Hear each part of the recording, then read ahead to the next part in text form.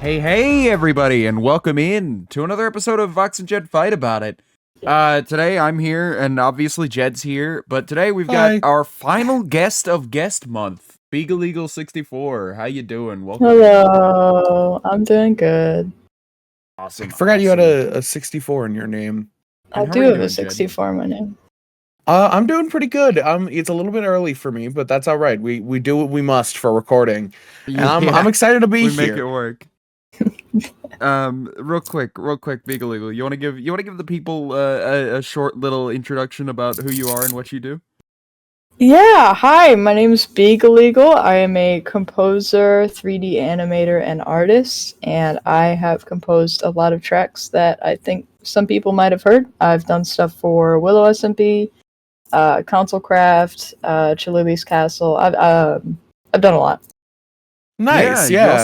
You also did. I forgot to mention these because I forgot we were doing that this episode. I forgot to mention you also did the theme for this episode that I did. Assumedly just played before the episode started. Yeah, we can hope.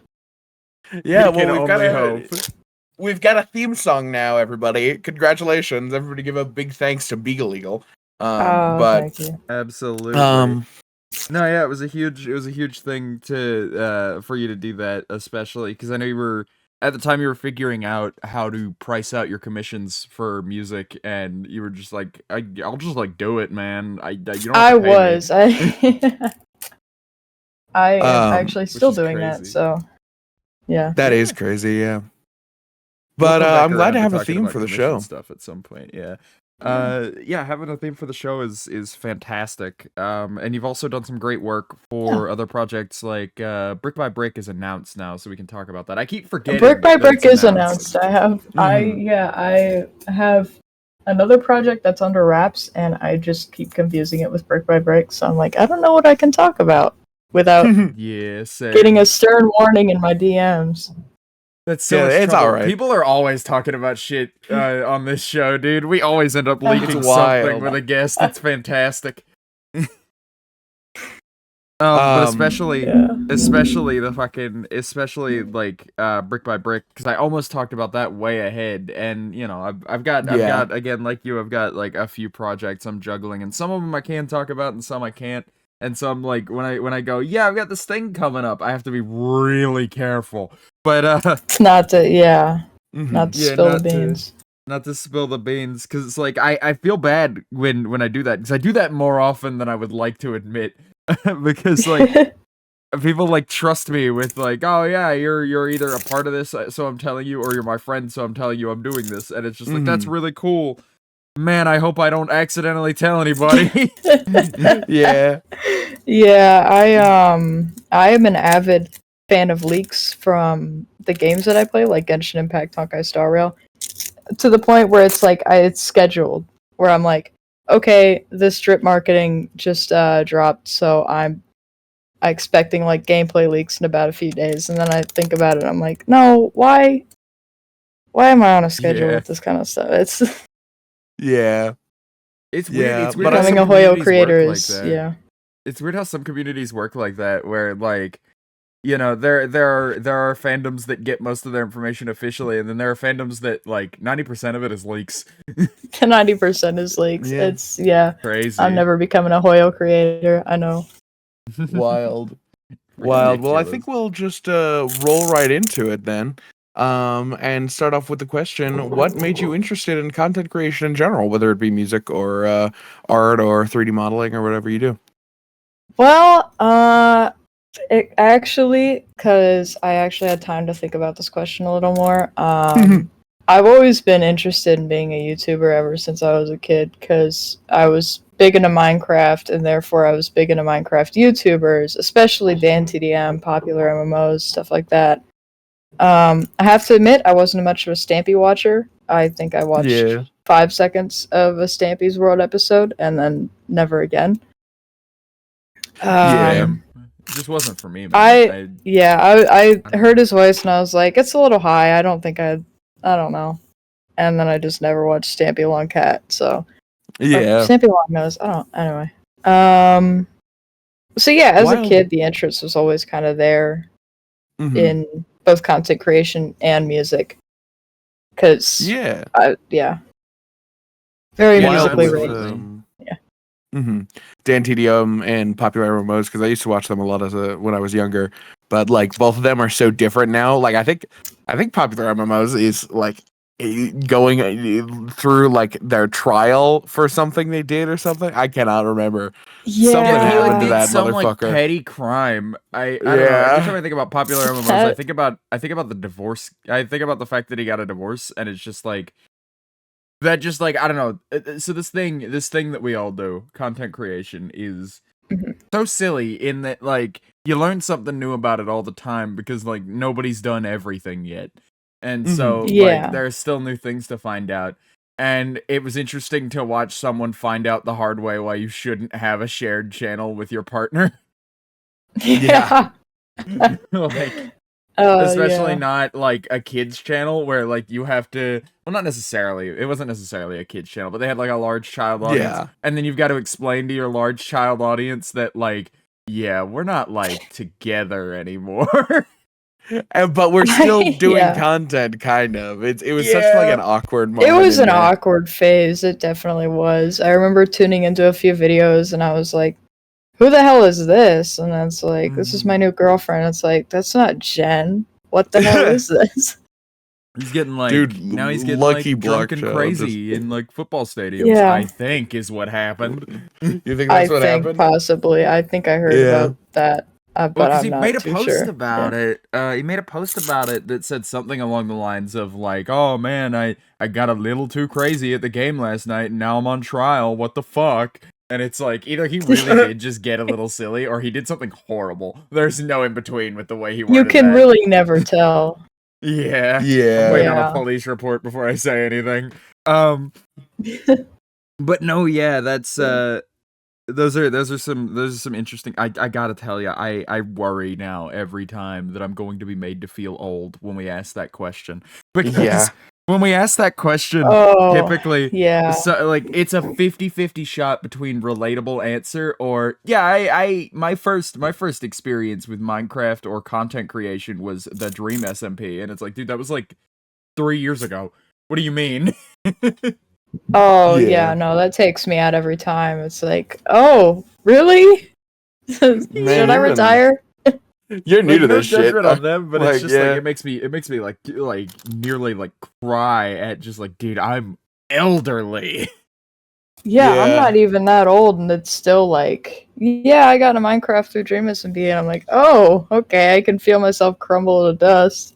It escapes me how you can do that when there was like, were you just not like either you're not conscious in like 2012 or you're just like, were you not conscious in 2014? That was like the golden age.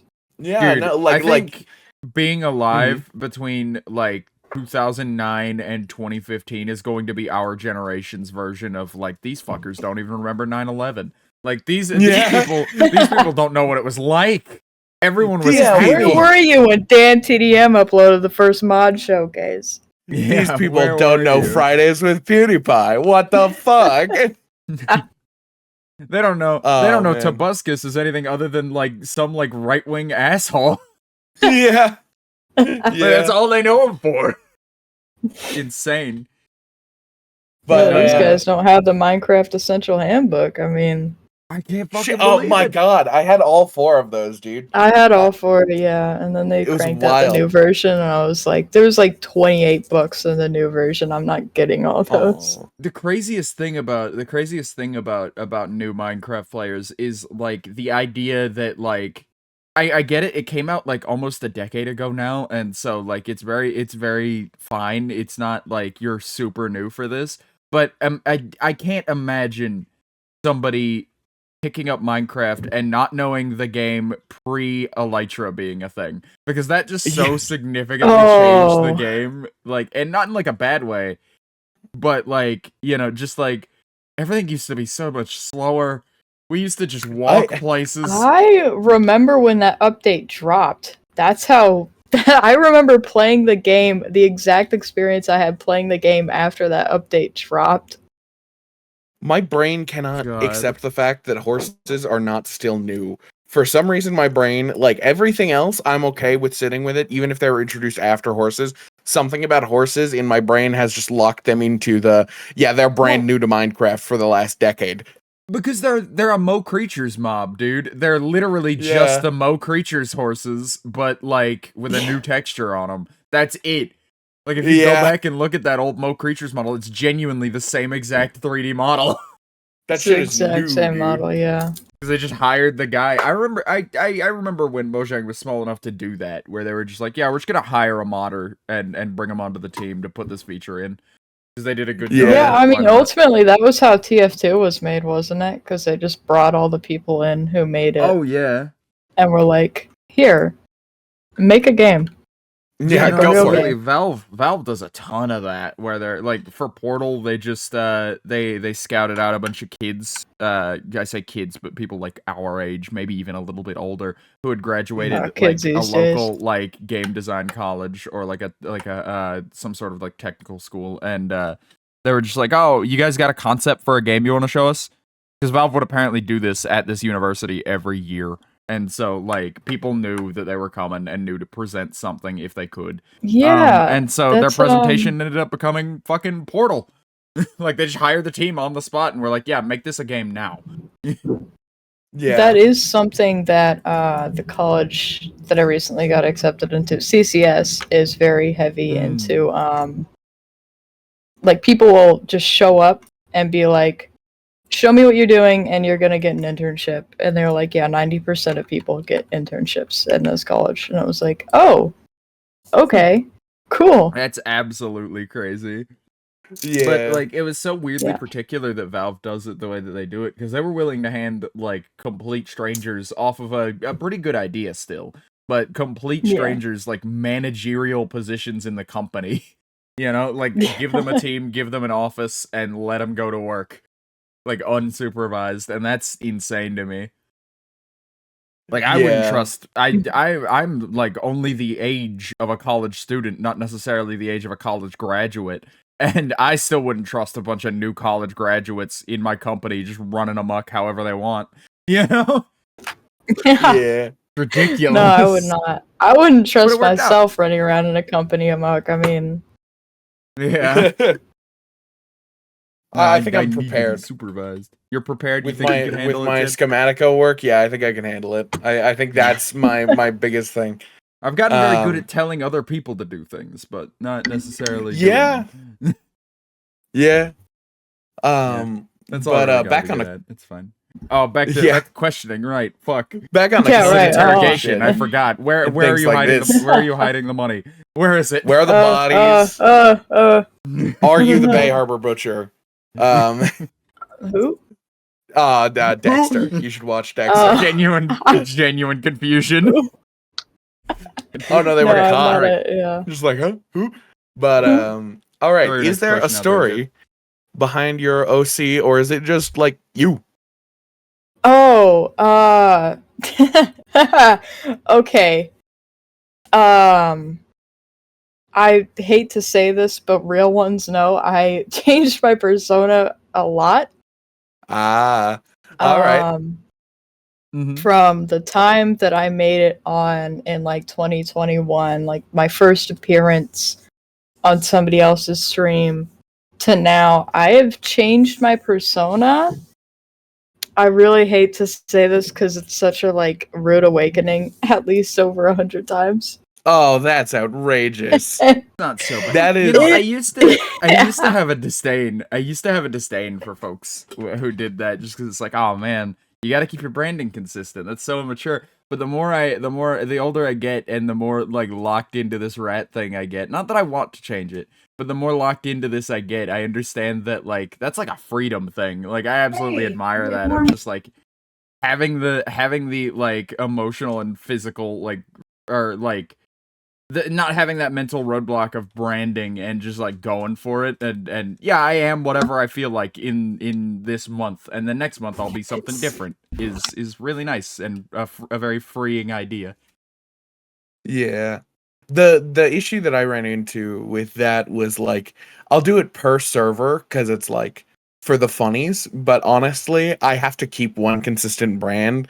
Otherwise, I'm afraid that people are just going to be like, "Who the fuck is that?" I'm getting rid of them. Because I've listen, I'll be fair. I've done that to people that I didn't know were the same people. That shit is always rough. That is a bad time, no matter who you are. But yeah, changing around your stuff is fun, but so what about this current OC, the one that is on screen right now? Yeah, what's the Beagleagle story? Because I know you changed into it's actually this really recently. stupid. Because I've changed my branding a lot. I was like, hold on, I gotta find the original, because I know, it all started on the Terraria community forums. Mm-hmm. I was actually there. My first name, as written in there, was Alex Gaming 03. Okay. Which is really funny because my name is not Alex. It has never been Alex. All right. I just chose to be Alex. It's not my legal name. It's like I only know a few other people named Alex, and one of them is my cousin. And so then it was Alex Gaming to Swampyland 25, and you could see the Lancaster sort of, and that is my name. Then it was that to that one kid, then it was that one kid to Nightmarian, then it was Nightmarian to Land the Theorist, then it was General Chaos, then it was Lancaster. And that's just on the Terraria community forums. I changed a lot. I think I was like Lancaster TV for a pretty long while, and then I changed it to Lancaster 64, which is when a lot of people got to know me. And then I was Indistinct Chatter, but what a lot of people don't know is I did have a phase in between. I want to say it happened when I was Lancaster, but not like a bridge in between Lancaster to Indistinct Chatter where I went as Dotcraft. Huh. And just completely revamped everything. I mean, like, it was even, like, I swapped out, like, my pronouns, because I think I was going by, like, she, they online still. And so, that tripped up a lot of people, and I actively had somebody who knew Dotcraft, who I got to know when I was Dotcraft, that when I went back to being Lancaster, I heard them once say, I wonder where that Dotcraft guy went. And had to break Superman, like fucking Superman. Had to break the news. I was like, actually, Dotcraft was a phase I had once, and they were like, "You're Dotcraft." I always thought your voice sounded familiar, and I was like, "You're kidding." It makes so much sense now because I had this moment on ConsoleCraft when we were interacting where I didn't know who you were on Minecraft because your name was like Lan. And I was like, fucking local access network is with us right now. Holy shit. This is incredible. That was actually it's crazy. Yeah, I went as that for a little while. That was inspired by my mom because when I came to her with my preferred name, I was like, "Hey, I want to be called Lan." She was like the network system? And I was like, "No, not necessarily. It did not come from that. It actually came from when I had the idea that I wanted to be called Alex. I proposed that, and my mom was like, absolutely not, you are not being called Alex. And not in like a, I hate you and I'm not calling you your preferred name, but like, you can do better than Alex. And I was like, that's actually really true. I could do better than Alex. Do better. So I went up to my room and I was like, gotta think about a new name right now, and just immediately come downstairs and propose that one next. So I think my thought process was My thought process somehow went to Los Angeles, and I was like, LA, and then I was like, we'll smack an N on the end of that, and we'll just make it LAN. Yeah. Wait, And that's wait. Whatever literally it. works, I guess. I was like, yep, that's my name now. Okay, so your name is Lan, but Lancaster is a like was your full name Lancaster when you chose it? My full name is actually really interesting because I came up with Lan, and then I had no idea how to make that a full name. So I went to my mom and I was like, you have to deal with me having a new name, so I'm letting you come up with the longer version.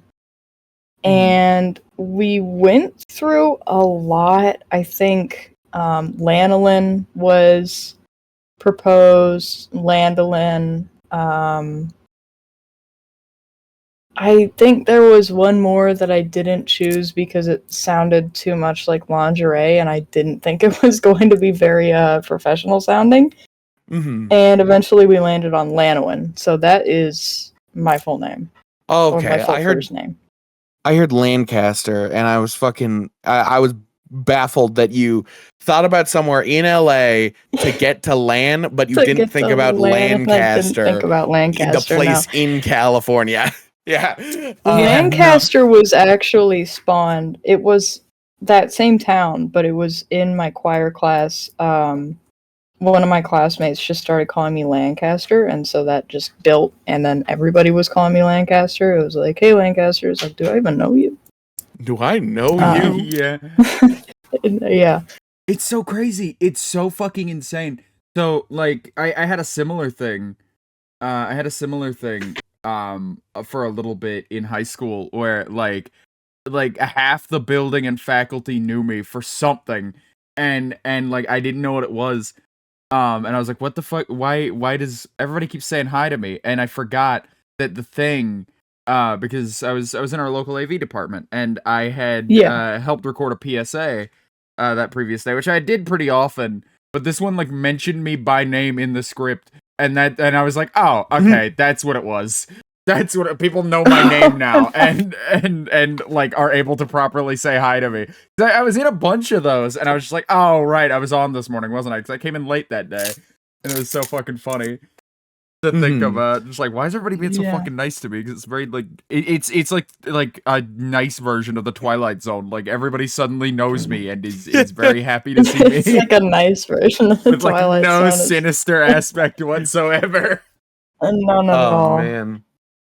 I didn't have any of that. I went from, like, James to just James still, and my online persona is just, Jed, which is a continuation of my name. I'm sorry, are you still on the reverse Twilight Zone? I was thinking about nice Twilight Zone stuff. Just imagine, if you will, a land of mystery, a land where people are vaguely nicer to you than usual. Shut up. This the happy zone content. The happy zone. Holy shit! Christ. Oh, this is the Daylight Zone. But no, the Daylight having Zone. somebody the Daylight Zone. Fuck. That's so good. Having somebody there to help you out picking your name, I'm told, is very nice and very good. It is. Yeah. It was. Yeah. Because I've helped my husband through that a couple times, because he's still, like, just now getting to the point where he thinks he's settled in. I'm not sure he is yet, though. He's also very tricky about that, about, like, he'll probably be somebody else in a while. And so it's just like, I don't settle in on the name until it's been used for, like, 6 months, and then it's like, okay, I can finally start using this, because he's gonna stick with it for more than, like, a little bit, Yeah. But I'm told having somebody around for that kind of thing is super, like, helpful and insightful,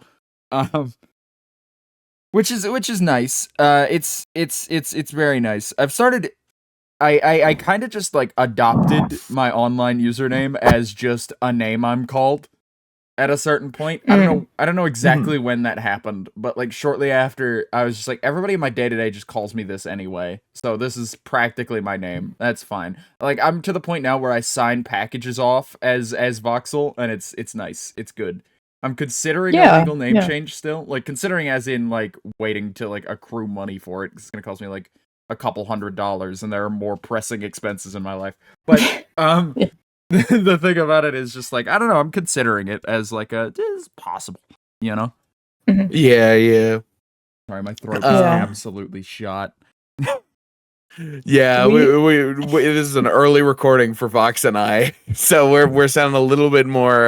Well, it wouldn't be more so groggy. bad. We had like a long night the night before too, so it's like not a bad one, but just a long No, one. yeah, We're up late. Yeah, Yeah. I was I actually realized. just at a Christmas Day parade, so standing out in the cold for like 2 hours. I'm very woke. I'm not very I'm woke. very I'm woke. very woke now. Holy shit, I am that one friend that's too woke.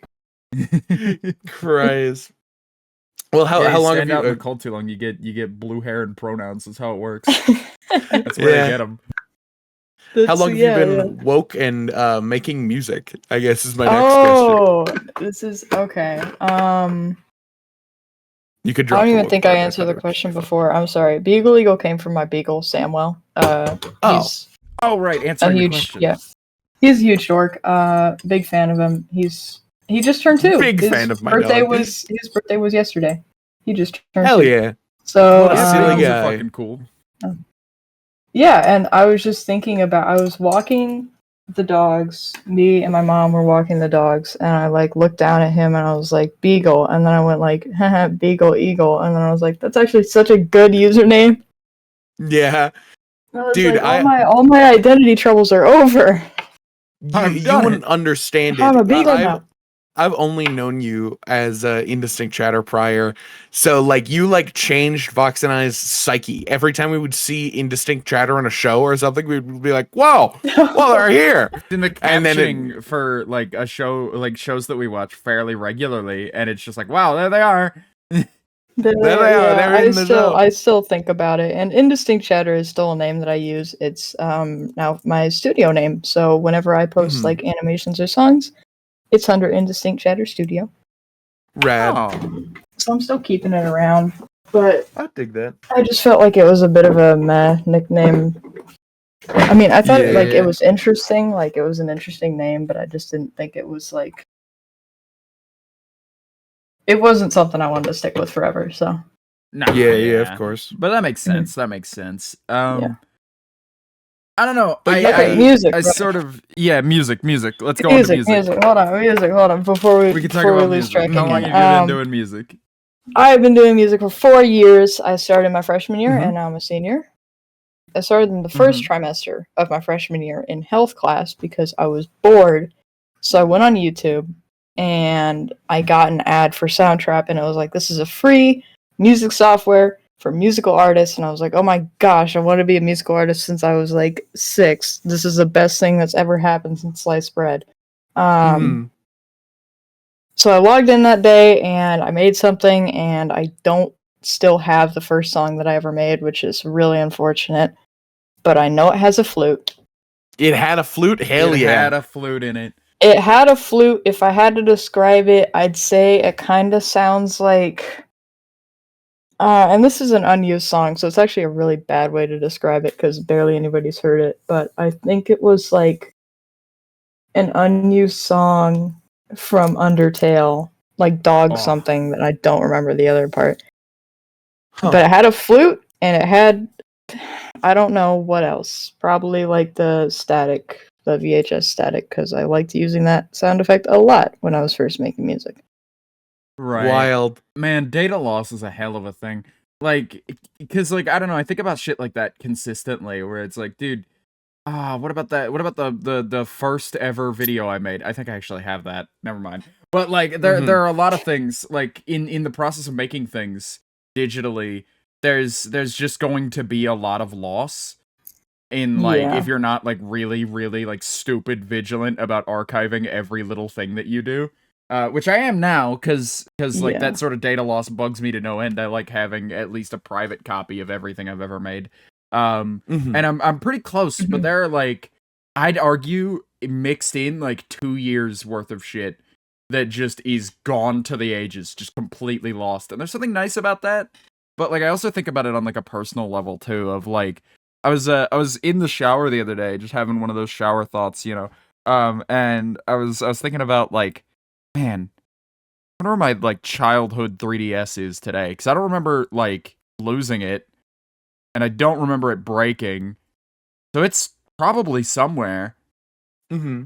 But the issue with that is Yeah. just like there are a lot of little like stupid like videos I recorded when I was like 8 on there, and it's just like, man, I'd love to have those, but you know, unfortunately Yeah, those are long gone by now.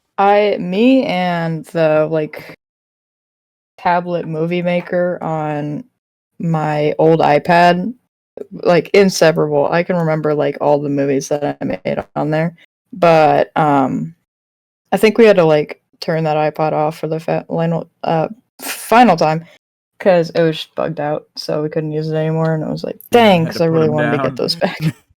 it really was an old Yeller situation. It was like I'd had that iPad since I was like, it was the first thing that I'd ever played Minecraft on, so I would have been like 4 or 5, maybe 6. Oh, wild iPad baby! I was an iPad kid. Like a first generation iPad baby too. That's I shocking. will say I didn't spend a whole lot of time on the iPad. It was just like I think we had like 1 hour designated per day. We were that kind of family where it was like you get an hour of iPad time, and I was like Minecraft the entire hour. Minecraft 1 hour. Minecraft. Let's go. 1 hour Minecraft. That's how I was too when I was a kid. Or that's how it was for me. It was just like, yep, an hour at the computer. I got an hour at the computer every day for like since I was like somewhere around 5 or 6. Like I could barely operate a computer at that point. So like I don't know, I tend to feel older than most people. Like most people my age experience wise, because it's like, dude, I was like running around on fucking like early Newgrounds and shit, dog. I was there. Yeah. Oh I've yeah. been there. I remember the year YouTube came out. Like I remember finding out about that shit in 2005 when I was fucking like 4, dude. It was insane. That's unsupervised. wild. The thing about that hour is it was unsupervised though, so I just got like the entire internet beamed at me for an hour, and then it's like, okay, go. And it was such a cool thing. I think I played a lot of Starfall games because I was like 5 when that started happening. So obviously my mom was like wanted me to be on educational websites. I don't think I touched YouTube until I know it was like a big thing because my mom didn't want me on YouTube until like a certain age because it was like I don't even think YouTube Kids existed back then, so it wasn't like any like regulations yet. The best you could do is like just monitor what they're doing at all times. That was pretty much it. I remember like the highlight of my childhood was one time my mom let me watch 3 hours of Dan TDM videos. That was the highlight and I was like the coolest thing that had ever happened to me. I was like, I can't wait to go to school tomorrow and talk about how I watched 3 hours of Dan TDM. That's fucking awesome, dude. That is awesome. I had like a similar experience where I was sitting in my desk chair in my room and I was bundled in a blanket and I think I sat there for genuinely 12 hours watching Dan TDM. Oh my goodness. I'm not joking. I was fucking, dude. I don't know what was going on that day, but my little 8-year-old brain was whirring. God, I remember there was this one time, speaking of Minecraft YouTubers, when I was a kid, and I got really, really sick for like a day. It was like a day flu. Like it was gone the next day, and it wasn't there the day before, but it was really intense for that one day. And so I'm like coughing and hacking and sneezing, and I've got like a headache to the point where I can barely fucking sit up. And so like I'm lying on the couch, curled into a blanket on my like iPod Touch at the time, just. And I was just like, all right, fine. What is this? And I clicked on a random channel and ended up on fucking iHas Cupquakes channel and watched like an entire modded Minecraft playthrough. And then I was just like, this kind of just isn't for me. I don't know. I sort of just like had it on in the background, and that is my only experience with her as a content creator. And I think that's so. I've never seen funny. anything. That was just it. Although this reminds me. we were talking about popular MMOs. I also had a time where I was like, I had like a not deathly ill, but I had a very, very intense ear infection. And I remember I used to get them all the time. But this one was very particular because I was laying in bed and I had just gotten a TV into my room. Yeah, I know. It's crazy. Insane but like medical miracle? Medical like fucking what is an evil what's miracle? The opposite of, what's an evil miracle? Medical like I wouldn't anomaly. say mystery because that anomaly, I guess. Yeah, that's what they call them. But either way, I had just put a TV in my room. And I was like, oh shit, I can get YouTube on this TV, which means that I can watch popular MMOs while like sick as fuck in bed. Hell yeah. And I watched like genuinely, that was another time because I was just sick and I couldn't do anything else. I watched like 24 hours straight of popular MMOs. That's I will say on the same topic of watching a content creator for a while, I as a kid watched so much Dan TDM that I developed a British accent. Holy shit. I've never been there. You were like patient zero for that like Peppa Pig shit that was going around where like kids who watched Peppa Pig would just like develop accents and shit. I remember vaguely my grandparents came over one day and I had been watching Dan TDM. So I went to greet them and I obviously had like the British accent and they were like, when did Lan develop a British accent? And I think like that could sort of like got through to me. I was like, maybe I've watched too much Dan TDM. Maybe I need to switch it up. Yeah. I think I've gone too far. I won't pick up accents, but even as an adult, I'll pick up other mannerisms from other things. I think I don't know if you guys watch Bank Pods, the viewers and you, but like that sort of Australian just random slang kind of got worked into my vocabulary and things like that. Yeah. But never the accent. I didn't even know that was possible really until the Peppa Pig thing. Until the Peppa Pig. Until the tragedy of the Peppa Pig accent. The funny thing about that, the thing that makes that so funny to me is to develop an accent from a place, you have to spend time almost exclusively speaking to people with that accent for like extended periods. Like the majority of your day has to be spent around people with that accent every single day. Meaning like these like parents who are complaining. A lot of TDM. Yeah, there is like a point where these parents who are complaining about the Peppa Pig thing were letting their kids just watch like spend more time watching Peppa Pig on their iPads than actually with their families. And so that's like insane to me. Wild. That's ridiculous. But no, yeah, absolutely. It happened. It again, I don't want to act like my upbringing was so much better. I'll level with you. The 1 hour a day limitation was not for like internet safety reasons or anything. That was solely because there was one computer in the house. Once I got my hands on like a personal device, once I got like my hands on an iPod Touch, I was like off to the races, like fully. Yeah, I think mine was just so that I'd like go outside and wouldn't just be glued to the computer all day. Be like 1 hour a day, and then I'm just like kicking you out and just go run around. Yeah. Surprisingly, I had like a very like standard childhood when it came to that thing where it was like, yeah, I was on like Xbox and stuff fairly often, but like every day after school I would go to the park and I would be there for like 6 hours with my friends. And so like I guess my parents were just like, yeah, it doesn't really fucking, he's getting his like social time and his outside time. I don't care what he does here, you know? Right. That actually, the mention of Xbox just reminded me. I wouldn't call it an Xbox relationship, but I would say I definitely had a crush. So I was on Minecraft. It was Minecraft Bedrock, and I went onto one of the like servers that was like the city, and at the time, I think my like Xbox generated username was like Elect Pikachu 5, which I think is either a really bad like shortening of electricity, or they were just telling us to elect Pikachu in 2025. I don't know. Yeah, fuck it. I liked Pikachu. Yeah. And I met somebody else called Mudkip Splash, and so we were like, Pokemon name, let's go make like a private world and let's just go like mess around. Cause whatever. And I was like, I wanna say like 12, maybe 11, 12 at a time.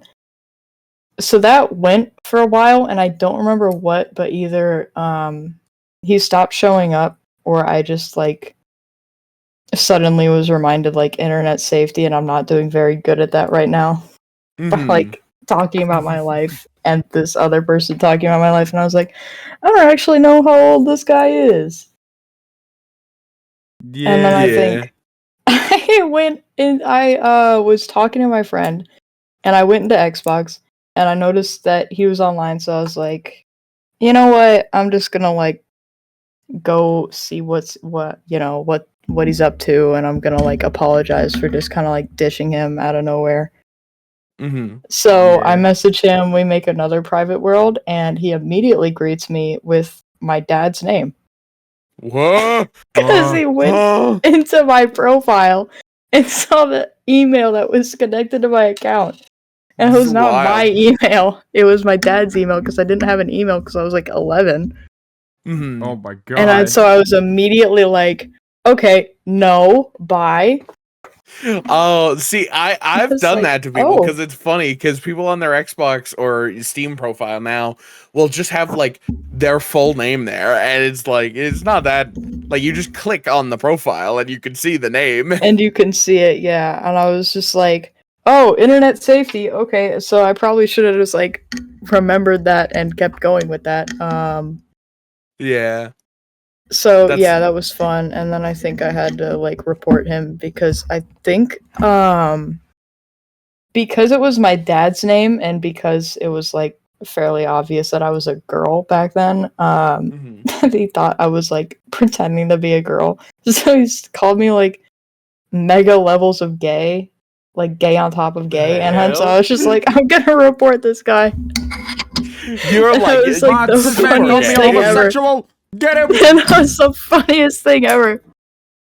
That was a lot of Xbox Live. I was like, wow, it really just clocked me like a year before I came out. Wild. How did they do that? I was like, believe it. How'd he know?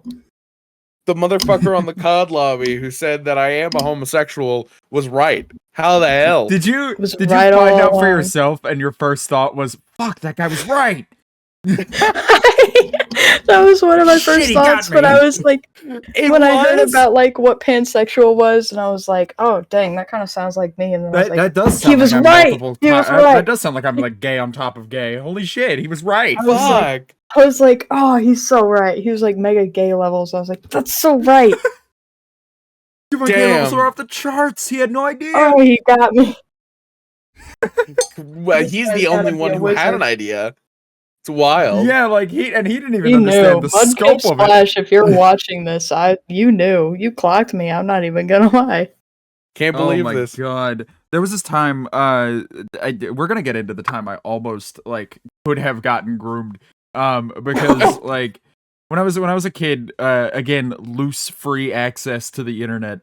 I was like, you know, I like to make conversation. I like to like talk to people. And I was talking to this guy, and he was just like, oh, you know, fucking whatever. And I was just like, and he was like, how old? Like, not how old are you? But he asked like, yeah, what's up with you? And he's like, oh yeah, you know, I'm younger. I still like, you know, live at home, you know, and all this and that. And he was like, oh yeah. Like I wasn't intentionally misleading him about how old I was. I need to make that clear. He just like never directly asked, and so I never directly told. Just because I didn't see it as that important, because I was a naive like child. And this guy was just like, you know, just talking around, and then he was being insanely friendly to me, and then very quickly, I I still don't know how he got my address. I didn't give him my address. Oh. I need to clarify before we go any further. But I was like, yeah, no, I need this and that, and I was just like, okay.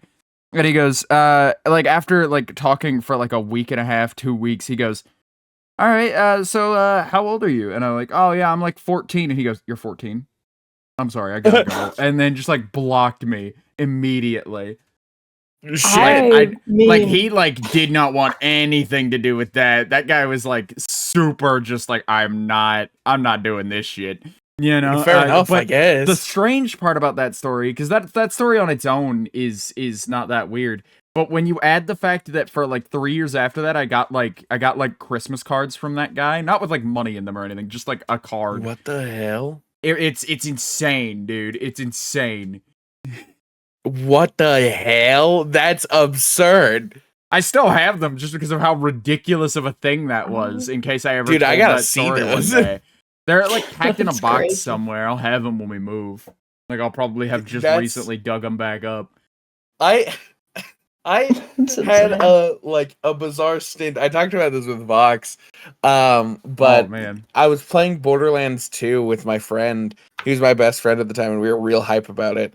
And we had met somebody just like a friend of a friend on Xbox Live, and we were aware of internet safety. But the guy was like, "Here, I could give you like a modded account so that you can like fuck around with the modded or like the hacked stuff in Borderlands." And we were like, "Okay." And we gave him our like Snapchat at the time because that's how we communicated as responsible 12-year-olds. And this like 17-year-old guy was like, "All right, I did the thing. Now send me a photo of your shoes." And I was like, Oh, "All right."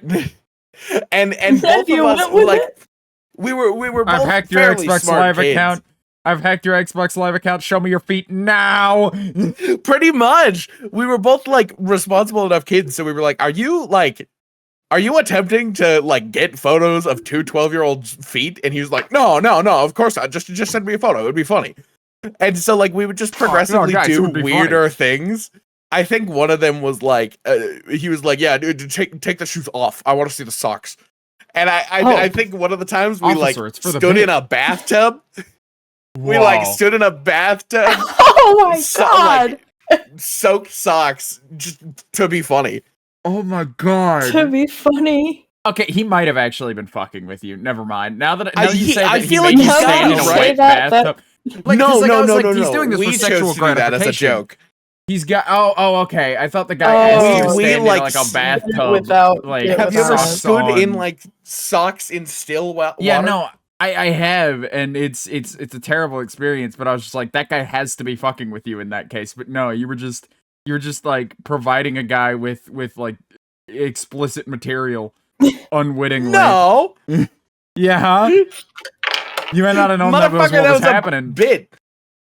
It was, yeah, your honor. It was for the bid. I swear. It was for the bit. Your honor, it was for the bit. I made those kids show me their feet for the bit. What are you No, talking the about? reverse. We were the ones doing the bit. He was probably actually looking for something, but I don't know. We didn't ever you give were it to him. trying to like do a bit on him, like the guy. Asked for Yeah, pictures of because your he feet, kept and then you like sent he him kept pictures of your asking, feet. and we kept doing like weirder, like no way anybody would like enjoy this, and he kept getting more pissed off about it. That was the bit. Oh, okay. No, that's Oh, good. okay, now I That see it, tracks. okay. Yeah. Okay, I thought you were like so deep in denial about this situation that you were. No. You were like, no. It was. No, for it the was for the bit. It was for the bit. It was for the bit. Nothing else was Wild. going on. It was for the bit. I'm not like providing some like foot fetishist with like material. I'm just like participating in the bit, man. It's funny, right? He would get Just participating in so the bit. pissed.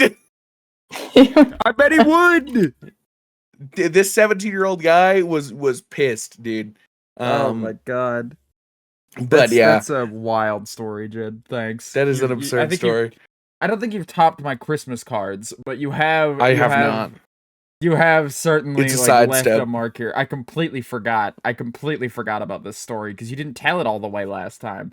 Last time you I did told not. this story, Oh, yeah. last time you told the story, I think you got cut off or something. But last time you told me the Yeah. story, in private, you just said that like you took the foot photos and sent them, and like just didn't realize what you had done. Like that's how I had interpreted it. You like just never really thought about it until now. Because you were like, haha, this guy wants to see my feet. That's funny. Nobody's attracted to that. You know, like just not even concepts of people being attracted to that. Just doing it. Okay. So there was a deeper bit there. I was just like, okay, Jed just got like the equivalent of being like virtually molested on the internet, and he's just telling me about it. No, because like I'm we were glad that I'm a aware good of enough what friend was that you can going share this on. with me, but like, fuck, dude, that's a hell of a thing to say to somebody. Anyway, No, we were aware of what was going on. We were just like, how could we piss this guy off? Because that's what we had a habit of doing. We would just go online and just in the like habit of find pissing people me who are off. bad people. Well, damn. We'd I'm find not a people who are bad just guy, bad though. people and just like piss them the fuck off because it was funny. It was great. I loved Xbox Live. Holy Xbox shit, Live we were was a talking good about time. how long you've been making songs. Right, we were talking about how long you've been making music. We got off on a tangent. Don't worry, that's the point of the show. That's Yeah, always the absolutely. point of the show. Music. But yeah, Yes. you've been Do you have making any? music for 4 Do you have years. Yeah, you've been making music for 4 years. You have a particular music project you're like proudest of, or like one that you point to and go like, I did this. This is the thing I'm happy about. Like if I told somebody I did music, I would want them to think about this. You know?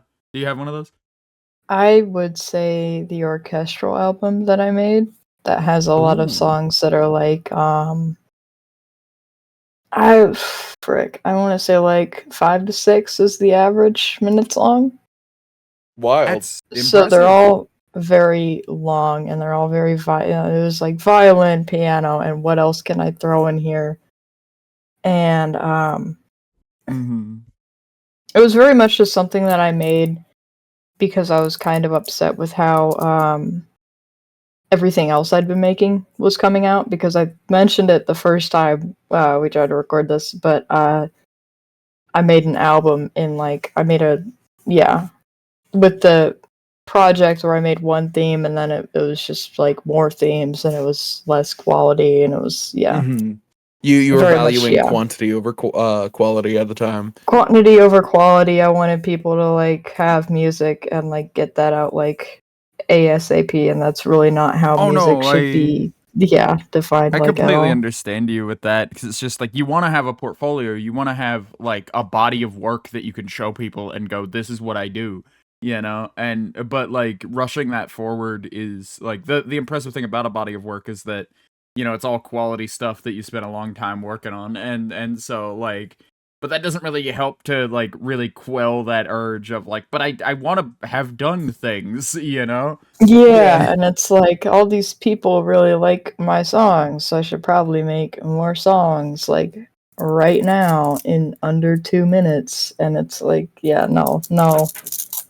I wish I could go back to like 2022 is, I want to say, that point where all this was going on. And I just want to go back and be like, stop, pause, Grab take you a by the break, shoulders. step away from the PC. Step away from the keyboard and mouse. Speaking of This which, is for my portfolio. Put down the FL Studio. I can't. This is for my portfolio.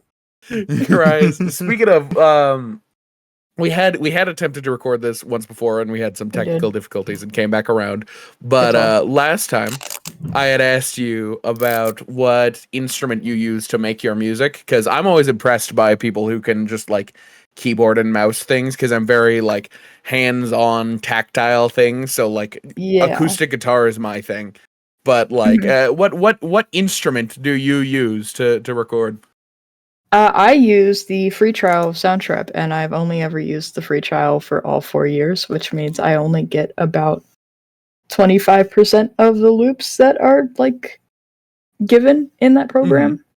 So I'm working with the least, but hopefully like other people think this, but I am making the most out of the least. I've released 2 albums, so I'm hoping that counts.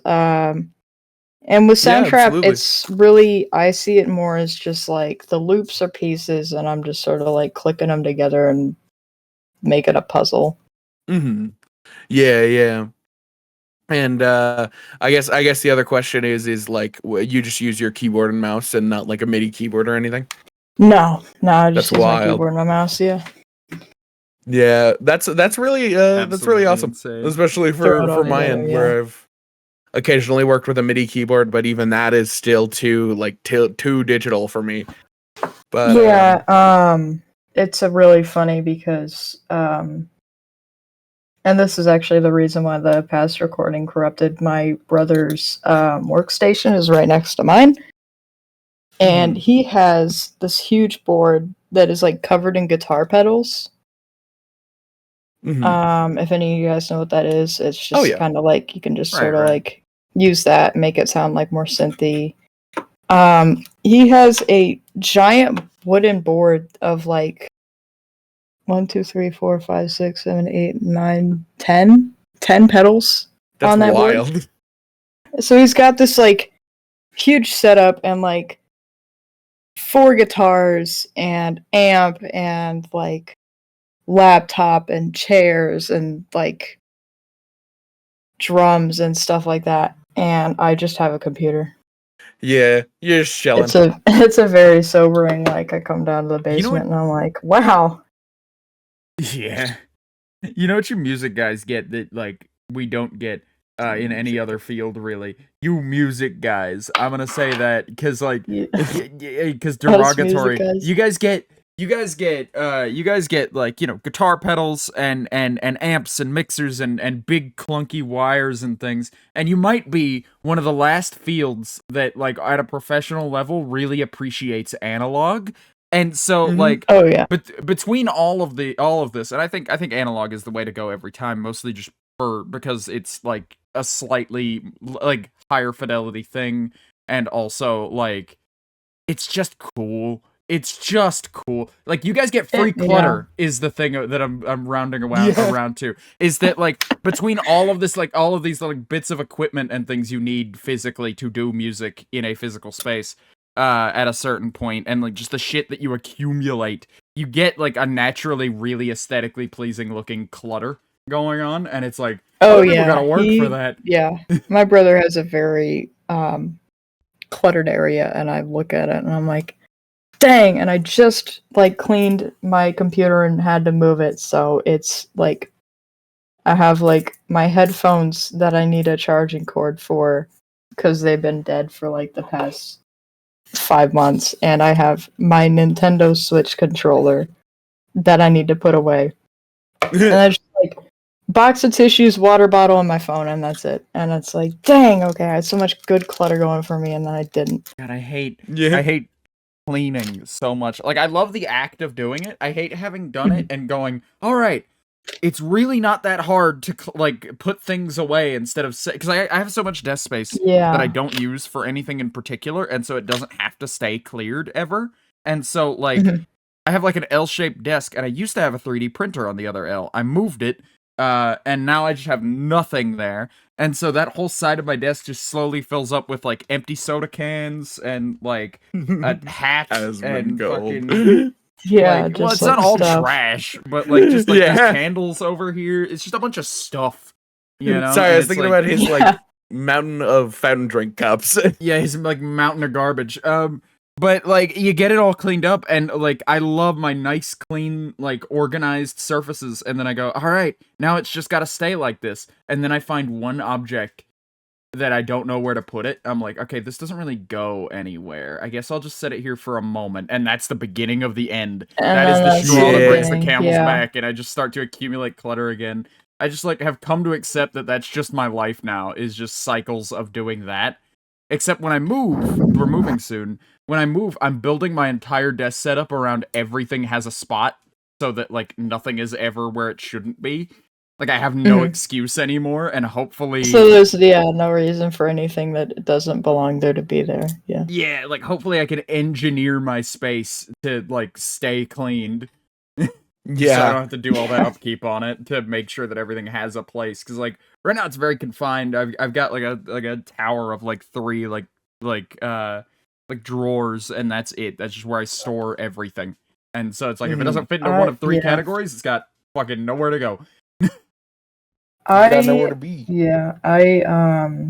cleaned my room like recently and like really deep cleaned it, and then I was like, it just looks so barren, and so I got out like every single one of my Pokemon plushies and was like, throw them around the room, put them in corners, put them on my desk, and it looks so much more cozy. Yeah, it's a dude, I'll do that to myself. It's amazing how the little things help, because you'll like I saw a post about it the other day that was really funny, of just like being in your early 20s, like all that is just rediscovering that, man, I got a shower and I feel better, you know? Or like I cleaned my room and now I feel a little bit better. Mm-hmm. Like rediscovering that affects your mental state. What were you saying, Jed? That you do this shit to yourself or something? I do like I lost it. It's gone. It's fucking gone now. It's It's evaporated. Holy shit. I was gonna give you an opening, like I gave you an opening to get back to that thought and everything. You did, and it's gone, dude. It's gone ate it. now. It took This less is than like 2 terrible. minutes. I can't believe it. It's gone. The mind goblin ate it.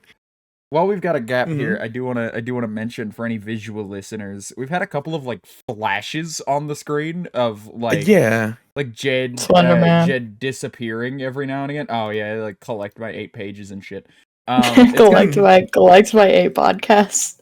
Collect my 8 podcast episodes. But I think that I think Discord Reactive is having an off day, because it's not me. I it's think just so you as two. well. Yeah. And No, then, it's happening. so, Yeah. like, forgive us. There is genuinely no way for me to fix that in the edit. There's no way to fix it. Period. I don't know what else we would do. Yeah. So just put like flashes of Slender Man whenever we start disappearing. Collect my 8 tracks. Yeah. Oh man. Well, I guess we'll roll back to this after that PSA. I just felt like it was important to mention, considering it will be in the final product. Anyway, what's your next question, Jen? You got another one? But outside of music and like playing Minecraft, do you have anything else you're passionate about or you want to do? I am actually going into college for communicative design, which is the new term for graphic design. Really? And I will be majoring in communicative design and minoring in game design. That's awesome. Yeah. Hell yeah. That's that'll great. be very I love when that question has an answer that isn't just like I don't know, because we've gotten a few people who like they do what they do online and they do it very well. And that's all fine, well and good, and they just like, it's just what they do. That's period. That's where that person that's pretty much all they And that's not such a bad thing. That's never like an awful thing. It doesn't make them like flat or 2-dimensional or anything, but it's interesting when that question has an answer of like, oh, I'm going to college for something completely separate from all this, pretty much. Oh yeah, no, I will not. I will actually not be touching Minecraft at all during college. Yeah, no. The thing about it is like, well, because I would figure you would go for like some sort of like music arts degree. Are you one of those people that's like, no, that would like ruin it for me, or? It definitely would, especially because so CCS actually has a really nice recording room, a music recording room, and I was like, right. I'm gonna live in there. And then the more I thought about it, I was like, no, I should probably just keep music as a hobby, because what most colleges think for music degrees is like instruments. Mm-hmm. And when I'm like, what's your composition field like? They're like, oh, well, like the band. And I'm like, not the band, like the computer. And it's not exactly, it's something that's not exactly, I can't get a degree by just like messing around in Soundtrap. And it's like, that's fair. So I think that's just going to be something, it definitely will help. I can make my own music when I'm in game design, and that will really help flesh out that, any projects that I have. I can make music for presentations for communicative design, and that'll really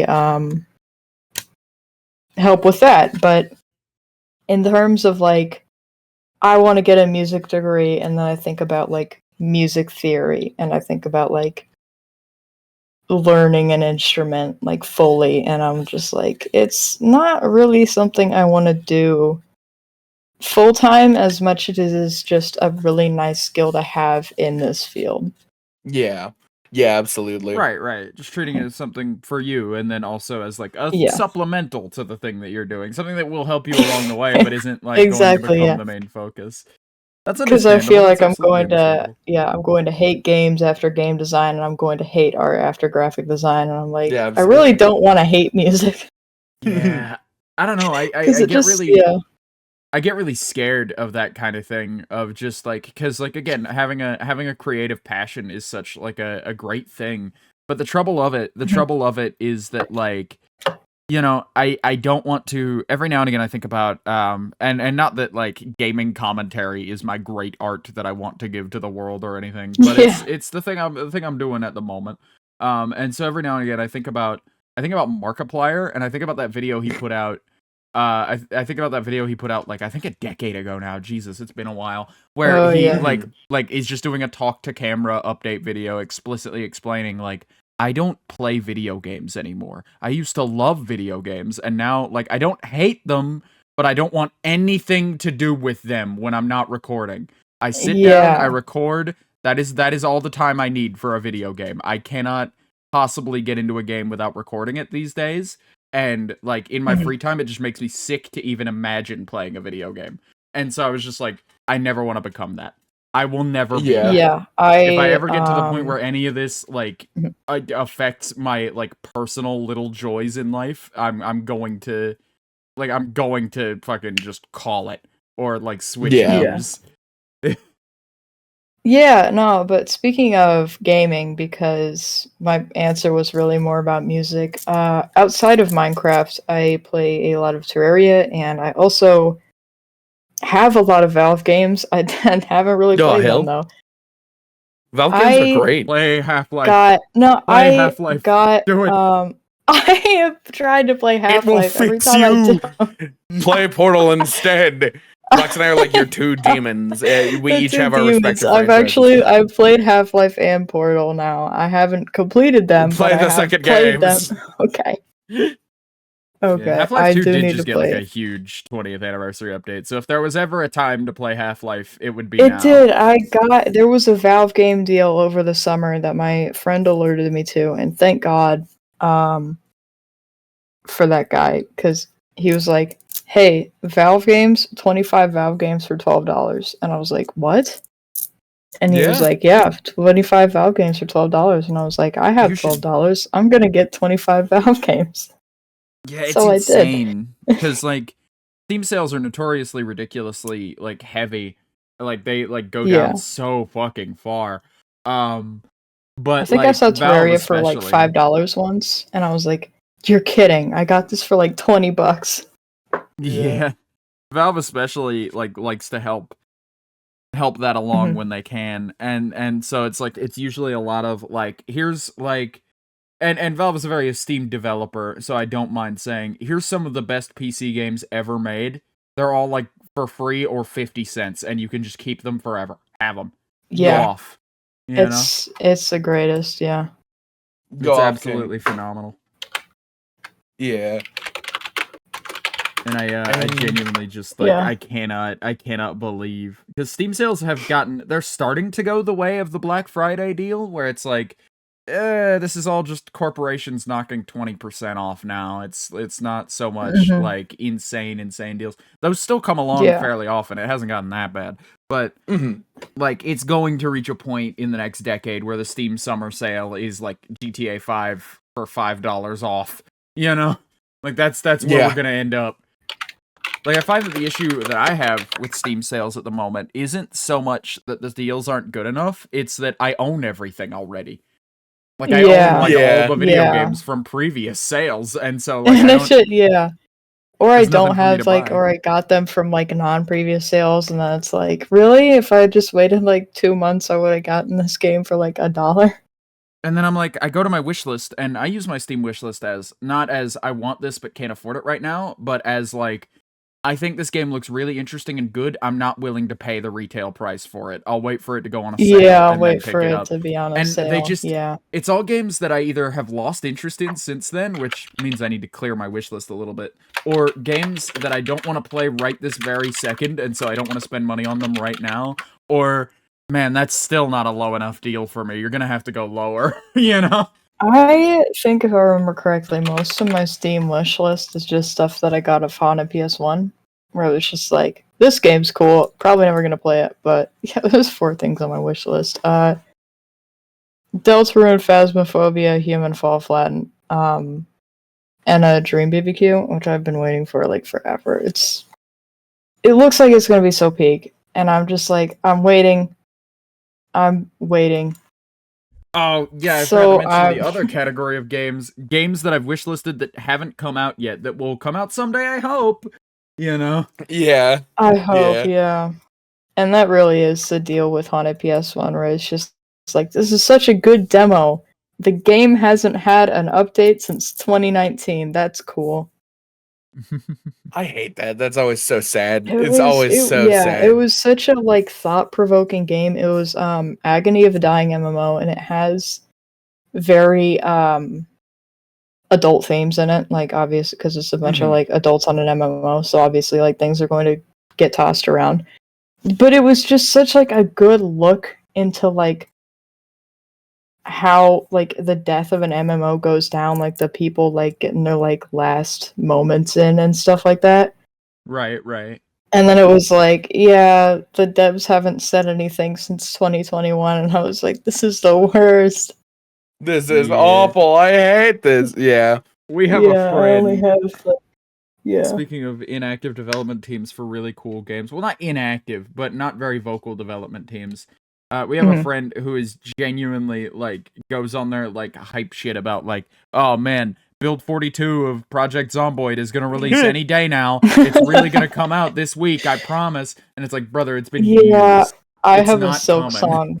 I have a Silk Song fan friend. Oh, it's just so like sad. Those guys have had like, literally I hope nothing there's for years. Yeah, I'll see her before like I know like a Nintendo like direct is going to happen, and she'll be like, Silk Song, it's gonna happen any day now, and I'm like, I don't know how to break it to you. Yeah, that game is like in development hell right now at best. It is, yeah, it's possibly in worse conditions than the like Fazbear fanverse. But I don't know. The like that's the like down spot of like being someone who really likes indie games is just that occasionally sometimes things just never come out because the people responsible for them either moved on or physically can't do it or like have hit a roadblock with it, and there's just nothing we can do. On this topic, have you guys heard of the Yandere Simulator curse? No. This is a really Simulator curse.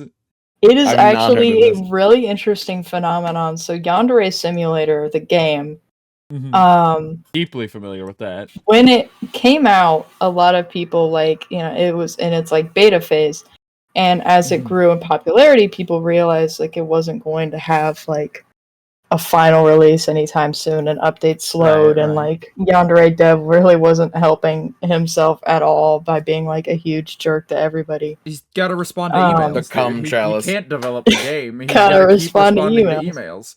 And he just kept getting money to develop this game, and he just kept not developing the game. So people started making fan games, and the reason why it's called a curse is because I believe at the time of like I want to say like 2023, 0 fan games of Yandere Simulator have like come out and successfully like gotten past development. Like games have been released, but the games that have been released are either like one-off mods or like crappy like off-brand, like throw it onto the Apple Store for like $0.99 because kids want to play Yandere Simulator but they don't have a PC. Yeah. Absolutely. And I just found that really interesting. Yeah. That needs to be studied as a market, like shitty mobile versions of existing games, except like they're just built for like children who don't own a PC or a console. Yeah. Yeah, the curse is funny. The curse is insanely funny. It always and sometimes it gets like so close, and then like the main leading factor that I think was pointed out was drama, just community drama. Like fan games will beef with each other, and they'll be like, I think at one point there was a really good one that came out, or was like, in development, and just like Yandere Simulator had like different like beta like versions that you could download.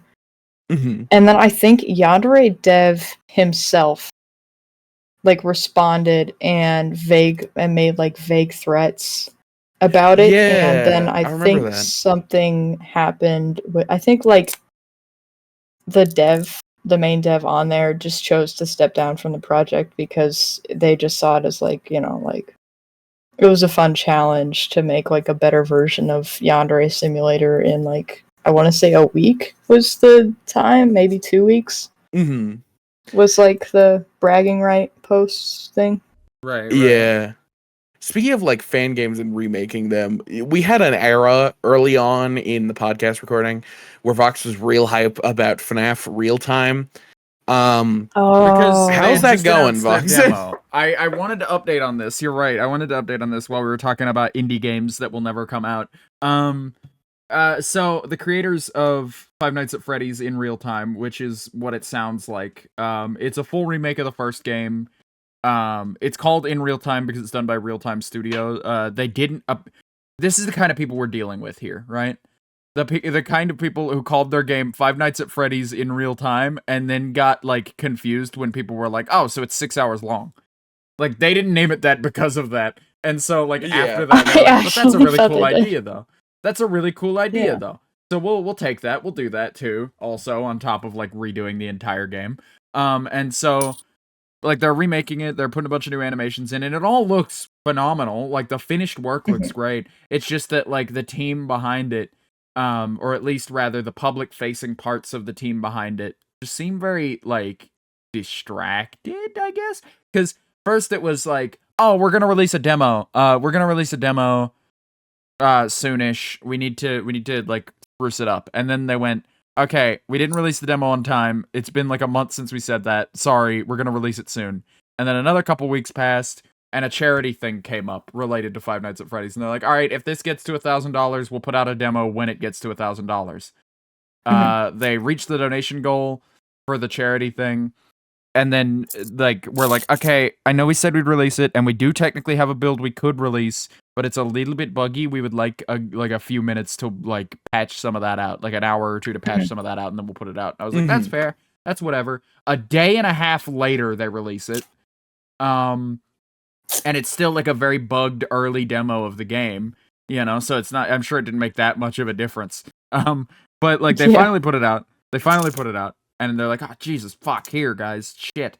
And then after that, they announced alongside that, like, Five Nights at Freddy's, the movie, the game, as, like, a fan game they wanted to work on. I was like, okay, 2 projects, when you've already talked, like, heavily about how you can only handle one right now. All right, sure. And so they take that, and they run off with it. And the main guy, the face of the project, starts getting flack and like starts getting heat about like, dude, you guys promised a demo that you didn't release until like a couple days later after like a lot of people bothered you about it. Not that they like weren't gonna, but like you were like super late on that release. You've promised us like 3 different release dates and then canned each one of them. If this thing's not coming out soon, if you guys need more time, that's fine. Stop making promises you can't fulfill on. And then obviously the FNAF community does what the FNAF community does and took what was legitimate criticism and eventually spun it into just like vitriolic hate for this guy and the whole team and the project. Yeah. And to the point where they were like, the main guy was like, I'm stepping away. I'm going away from this for now. I'm gonna go work on FNAF the movie, the game. You guys can have this, and I'll be back in a few months when it's time to release the thing. Or maybe I won't, who knows. And then he left. Except he didn't really leave that much. Like he kind of just like he like openly left the project, but behind closed doors in like the community Discord and whatnot, he was still there and still talking about working on the project. To my knowledge, but like then here we are a few months later, and they've just announced FNAF in Real Time 2. The first game still isn't out yet. Why are we working on a sequel? The first game is not out yet. The first game is not even out, but okay. Yeah. That's like, wild. Fan It'll games come out. Are just I hope so, but again, it's just another one of those things where it's like it's a smaller indie team who like are you cannot be promised the professionalism of professionals when it's like just a bunch of kids working on a fan game. you know? And it's Yeah. good Yeah. work. It's just slow goings and kind of like lightly frustrating from like I want to play this perspective. That actually just reminded me, on the Surrey community forums, I was brought on as a concept artist for a mod. That's cool. That's cool as hell. The group chat that we made to discuss this got flagged by admins twice. 2 times we had to have admins step into the chat and tell us to stop talking so much because it was overflowing like the message box. Oh my That God. was really funny to me. Is how it got flagged twice, and then I think I got some like flack from the main developer who was like turned out to be like 12, and I was like, man. I'm 13. I'm not working for you. Yeah. Holy hell. I'm not when it comes down to like how young I was and how young this kid was, it was like, I'm not working for you. Like, if I was like 25 and my boss is 26, I don't think I'd care that much. But if I'm 13 and you're 12, I'm not working for you. So I was Motherfucker, like, I have seniority. Fuck you. I was like, I'm seniority. I'm a grade higher than you probably. So I left the project, and a few months later, I got a DM from somebody who had also been on the project, and they were like, hey, it's kind of going to shit, we need you back. And I was like, I will give you the concept art, but I will not go back myself. Because I don't want to talk to like the lead developer. And they were like, oh no, he's gone. He left. And I was like, oh, then why is this still happening? Exactly. It was like, seriously? But he had to learn long division. He had to go. Did he get his laptop taken away? Like, what's going on? Christ. Oh man. Oh man. Yeah. But like, it's funny when you're young how age is so fucking prevalent. When you get older, it just stops mattering. But like when you're that age, it's like, dude, I am 14 and you are 12. I am practically a god standing before you. Well, because like back then, like I genuinely think that it does mean more at those ages, because like, you know, the gap between 12 and 14 is so much wider than the gap between like 22 and 24. Like those are practically the same guy, you know. The only like age marker left for me at this point where somebody can be older than me and I'm like, oh whoa, holy shit, is like 25, 26 and older, because it's just like that's the hard line where your like frontal lobe is meant to be like done. And like that's like the last mental development you can actually think. Like you've got the whole thing, dude. I don't have the whole brain your yet. brain actually works. It's crazy. Yeah, but even then, like, Vox, you and I have like a pretty sizable age gap, and I don't think it's ever really like thought about really of just there's no real seniority in any way. It's just kind of just there. So I think it's just funny that once you get above the age of 18, everybody's just kind of on equal playing field. Yeah, it just doesn't really matter to anybody ever beyond that point, you know? Yeah. I mean, there's some points where I'll keep like seniority and like age in mind. Like, for instance, if like a freshman comes up and starts like shit talking me, then I'll be like, okay, sit down. No, go back to algebra 1. Where am I? Pre-calc.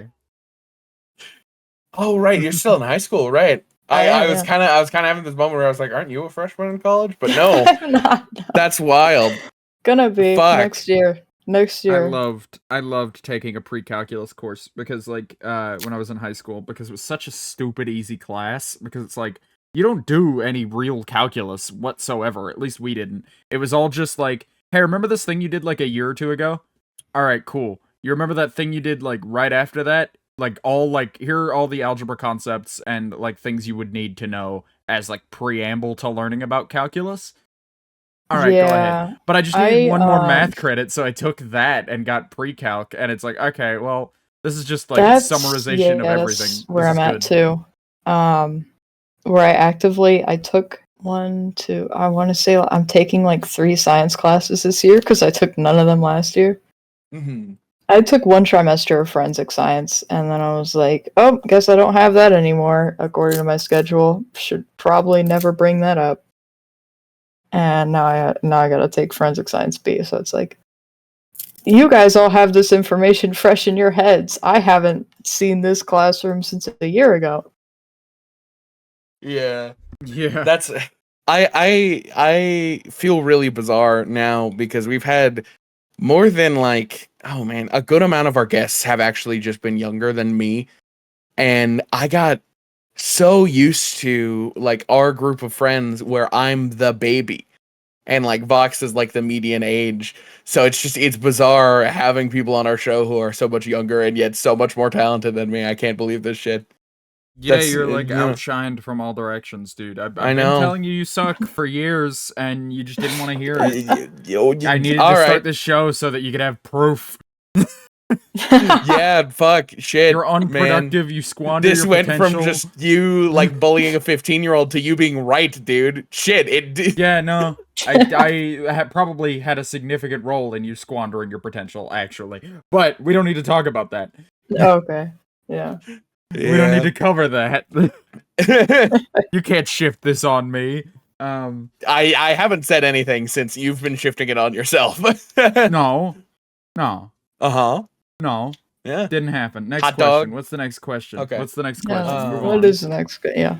The only question that I've got left is how did you get associated with Willow? We'll shift the conversation over to Willow SMP. Oh, Willow Okay, sure, SMP. yeah.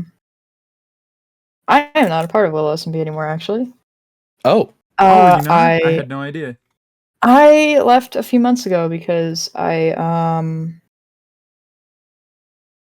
it was for some more like mental personal reasons. It wasn't like any people, or it wasn't any like story, or it wasn't for any like, it wasn't for anything that could be blamed on anyone like but myself, where it was just like with Willow, I always had the opinion that season 1 was just like the best thing since sliced bread, and also apparently since Soundtrap.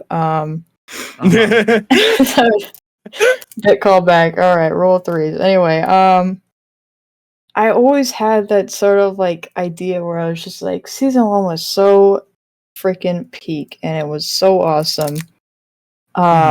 Which it was not. It was very much like in the beginning it was very awesome, but then like things happen later down the line that do involve people that I'm not going to bring up. Right. I gotta get somebody in private to spill that tea to me at some point, just because like it gets brought up, and I'm like, I'm so curious, but I don't want to. Hell, I'll do it. I don't want to be the guy to ask. We don't have to talk about it on the show if you don't want to. It's and like no. It just involved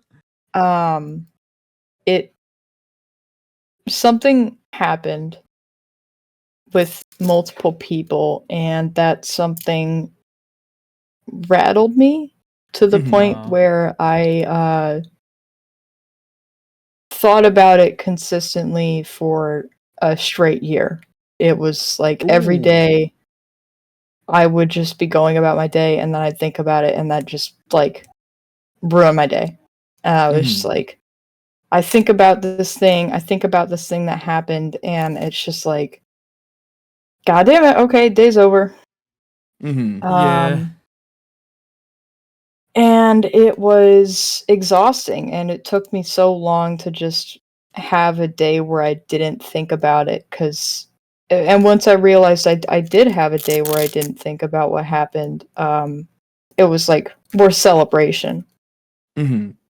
Like I got I'm pretty sure I got something from like the store that was near my off-campus class, just because it was like, congrats to me for not thinking about this thing. That's awesome. Which I find is just constant. I've had multiple situations with people where like the smallest thing ever will just tip me off, and I'll just think about it. I got in a fight with a friend who lived on the same street as me, and every time I passed their house, it was like the only thing I could think about for the next 10 minutes, and I was like, okay, cool, great, awesome. Guess this is just what I'm thinking about. Yeah, oh, for sure. That's one thing they never tell you.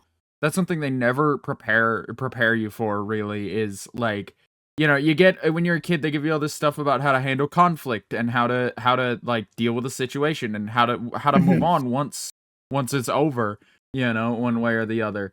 Except, like, none of that stuff is ever proper preparation for, like, a real-world incident where you still have to interact with that person, or you still have to, like, come in contact with, like, something that reminds you of them pretty consistently. You know? Like, there's just no playbook for that. It seems like a massive blind spot, to be fair. Yeah, it was definitely something that I feel like I could have... It would have been a little helpful if, like, earlier on it had been, like, more set out to, like... Again, hopping back in the time machine, and I go back to, like, 6-year-old me, and I'm like, things are gonna happen, and you're gonna see those things, and you're gonna think of the thing that happened, and I don't even know how to deal with it myself. I don't know how to, like, stave that off. But it's gonna happen, and that's all I'm gonna tell you.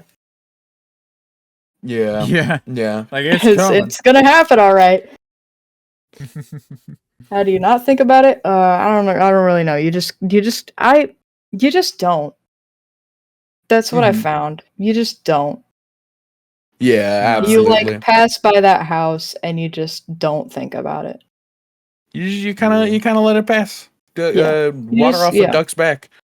I was gonna say duck off a water's back, but you duck know. off a water. Yeah, that's not the expression. Also, at all. also could work. Back. Also could work. Yeah, fuck it. Who the duck gets out of the water. The duck gets out of the water, and it'll Yeah. But well, my apologies for bringing up what could be a sore subject. That was no. That's not it. That's honestly on me. I probably shouldn't. It's just kind of with Willow SMP season 2, I noticed a bit of a shift into, like, more lore territory, and with that, I was just like, that sort of really silly, stupid, not really tragic at all lore had suddenly shifted to, like, everything is going wrong all at once, and it's like, oh, shit. Well, you remember in season 1 when I got my arm cut off, and I was like, what, the scallop? And I was like, that's not really something I can do now. I think these sorts of lore servers, I think it's great when you get to have big dramatic moments on a lore server. Don't get me wrong. I think when something that was just a silly becomes, like, a serious plot point, I think that's, like, when lore is at its, like, finest. But it has to come from a silly place, is the thing to me. It does, like, yeah. That's the thing, is, like, I understand it and I respect it. Like, there are some phenomenal actors. I think it's just like a roadblock I hit mentally, where, like, as a viewer, there's only so far I can suspend my disbelief. Not that like every now and again I'm going to be taken out of it by, like, we're playing a block game here. Like, we're playing a pixelated block game on the internet. And it's like, that doesn't mean we can't have serious angsty moments. That's absolutely not the case. But there has to be, like, the slightest amount of levity about it, at the very least, for me to be really that into it personally, as, like, a personal taste thing. And I try to bring that to everything I do in the game. I like the thing that me and Jed have going on, where we kind of just show up to major lore events and fuck about, because we are just, like, we become very quickly the ever-present reminder of, like, come on, guys, it's fucking, like, it's sure, like, somebody's just been, like, summoned back from the dead, but, like, what do gods keep souls in, like, a junk drawer somewhere? Yeah, like lint and Zippo lighters and shit. Can we like bid on them? Can we hold an auction for a soul? You know, it's I feel like 'cause there's always. I feel like other people must have it, because when I'm watching like angsty lore content, I'm like, this is really good. This is really well acted and really well put together, and I like the way it's executed. However, my brain immediately sees, oh, that was a big one. That was a big one. That floating screen on both of us. Yeah. Yeah, my brain immediately, like, sometimes when I'm watching that kind of thing, once I get into analyzing the performance of it, I do this a lot with media. I take myself out of it by, like, as a performer, acknowledging the performances. Except, like, when I do it with this, I'm immediately, like, because it's not live action, it's like, man, this isn't live action, this isn't animated, this is, like, a children's block game, which is really impressive that they made me feel things about a children's block game. However, I feel like the lack of acknowledgement toward that, like, there's an inherent silliness to the fact that this is going on in my brain. And that might just be me, because, like, I'm a very silly guy. Like, I don't know, I'm very comedy forward of, like, you could kill someone that I really, really love right in front of me, and like I could find a way to laugh about it, I think. Like I'm just like that funny coded that like everything there is a joke everywhere. There are jokes everywhere with those with eyes to see them or whatever that like church quote was. Yeah. But about like haha funny. But no, like I do think that there's just like I don't know, I see like an inherent silliness in like having a serious character moment in a game about placing blocks and shit. Yeah, and I feel the same about other games. Like Half-Life. Oh no, yeah, for sure. Half-Life VR, but the AI is self-aware, and every so often I'll be like, "This is Half-Life," and that's all. That's all I'm gonna say. It's like, "This is Half-Life." What? Well, because it's like I feel like HLVRAI gets away with its serious moments because it does follow that sort of blueprint of like you know, like hey, like I get it. I'm having like a really big existential like, what does it mean to be alive?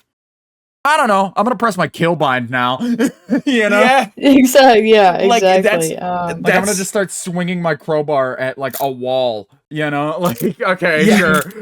I wanted to talk about this for a little bit, but the way that Vox and I work in lore is so just almost identical to HLVRAI, where it's just like, okay, we're in a serious moment. Holy shit, there's a really good bit. Do we do? Yeah, I can't not do this. And then you like when the bit is there, something. you have to do it. Like you have this moment where you're like, do I stay in character or do I do the funny? Always do the funny. That is always the choice. I felt really bad because on stream on Friday I had sort of a moment. Sorry, it sounds like I'm tearing up about it. I was like fighting back a burp just then. Like, yeah, no, that was disgusting. I needed to like make sure nobody thought I was like sobbing over this because I felt that bad about it. But no, Dark was like in character, and me and Jed were having a silly. And then Dark turns to me and tries to participate in the silly back and forth with me. And Jed immediately takes that as an opportunity to walk over to Crim and start having a silly with them. And so we're both doing our own things, except we're in a voice chat group also in our like, so like I'm hearing Dark banter with me, but then I'm also hearing Jed in my ear. And so like, I'm giving Dark very generic, just like, yeah, yeah. Like, and I feel really bad about it. It's like, it from their perspective must have looked like me and Jed having like a really good banter and a really good flow. And then they try to jump in and just feel like they ruined it because they weren't getting anything back anymore. I hate when that happens when I'm like riffing off of someone and I don't like carry the same energy as they do, and I had a really good joke. I had a really good riff where I dropped a bottle and I said that if I were in the country where dropping bottles were illegal, I'd be in prison, and nobody reacted, and I actually wanted to run down the road. That's a dumbass really joke, and I love it. Oh my god. I was like, that is such a good riff. That's really funny. I was like, I needed to run out of the room crying now. But man, Jed did something like that to me yesterday. Speaking of, he fucking like he did this bit where I was like, "Oh yeah, like do you think you could lead a horse to water?" And I was like, "I don't know, I'm not sure." And Jed was like, "You're not sure if you could lead a horse?" And I was like, "Well, what if it's a particularly disruptive horse?" And then Jed goes off on this like minute and a half long tangent about like the horse being like disruptive in the way that you would describe like a child as disruptive. Like a horse in like a principal's office just like getting a lecture, and it's like, and then he finishes up this bit and just goes, "Please don't do this to me." Like I was dead silent because he didn't even give me a second. He was like, "Yeah," and then the horse is in like a principal's office. Right? "Please don't do this to me." Like, I didn't even hear like cricket noises. Already embarrassed. No, because I feel so bad.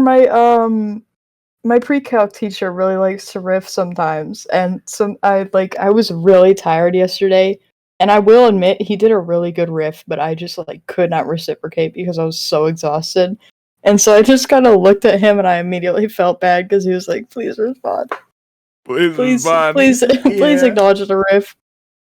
Mm-hmm. See, that's a really weird fine line to walk, because like I don't want to be like that guy in the like. I don't ever do that in like lecture settings or anything, simply because I really, really fear being that guy who won't just shut the fuck up, who's like trying so hard to get a laugh that like trying to win and joke. Yeah, like those Instagram reels where it's like, "Am I muted?" Those Yeah, always no, like if kill you me. It's like if you land it, it's fine. If you land the joke, it's okay. But like I get like one in, and if it goes poorly, it's like okay, I'm the guy who made one bad joke. Yeah. Nevermore. If the second one doesn't land in this, I'm going to become the annoying asshole who like wasn't matching the energy of the room properly. I did I tried out for the improv team at my school, and I Yes, and swear I did a really good joke. Nobody reacted, and I was immediately like, "Yeah, I'm not good at it." I was like, because it was like I was a Christmas tree. After Christmas, it was being thrown out, and I made a really good joke about like shedding needles on the carpet, and nobody said anything. And I was like, "Oh, it's over. Damn. I'm not. It's so over. Jover. I'm packing it up. I'm leaving." I hate that so much because you hear it from professional comedians, and I've definitely experienced it in like social settings of just like you're just bombing, and not because the material's bad. You're just like the room is just not with you on this. Like you've either crossed a line like morally to them with a joke, or like you're just like not doing anything that they think is particularly funny, and so it's like okay, well. There's no fixing this. Nobody's at fault here. It's just not working. You know? And it like, is an awful scenario to be in. Morally, Christmas tree, shedding needles on the carpet, can't agree with that. That's outside of my moral beliefs. Oh yeah, you're just beyond that. It's beyond mine. I don't ever get a real tree, and I never will. I was like, this is a bizarre choice. Yelling and screaming as soon as a bit started about like I could see the like composter running outside, and I can see like the tree guys coming to pick me up and take me to the dump, and nobody was getting it, and I was like, God, please, this was a robot chicken bit. You guys need to know better. This was so good. Jover. You guys have no idea how good this is. Yeah, like that's a decent bit. Yeah. I don't know. It's where it sounds like I'm like insanely egotistical. Where it's like, you guys have no idea how good this joke is, but like genuinely, it was such a funny joke. Yeah. I get that way when I'm inebriated, where I feel like I have really solid jokes, but nobody laughs because nobody's really understanding what I'm saying, and I'm like, fuck. I almost want to record you because you'll tell a joke and I'll get it and riff on the joke back to you, and for some reason you'll think I'm serious and go, dude, you'll never understand. I'm doing such a good bit and it's wasted on you right now. And it's like, dude, I'm participating in the bit. What do you want? Like, and there are times we'll just like get high and sit and play a game, and Jed just like after the bit, it's like silent. We're both locked the fuck in on the game, and then Jed will go, "You'll never understand my bits," and he's like grumbling over there in the corner to himself, like an asshole. I don't know why, dude. I have no clue why. I get like weirdly egotistical about my funny. Man. Yeah, when I'm tired, I do the same thing where I'll just do like really stupid bits, like especially because I do forensics, and not the one where you analyze the bodies, but the boring one where you talk at people. I see.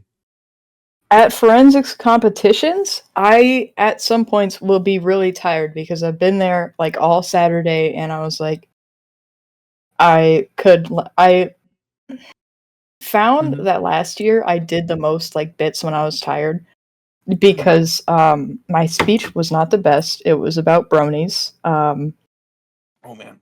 And I would like bomb during a like I'd be doing the speech, and I just immediately like realized like I'm not giving this enough energy, and it's a little too late to fix that.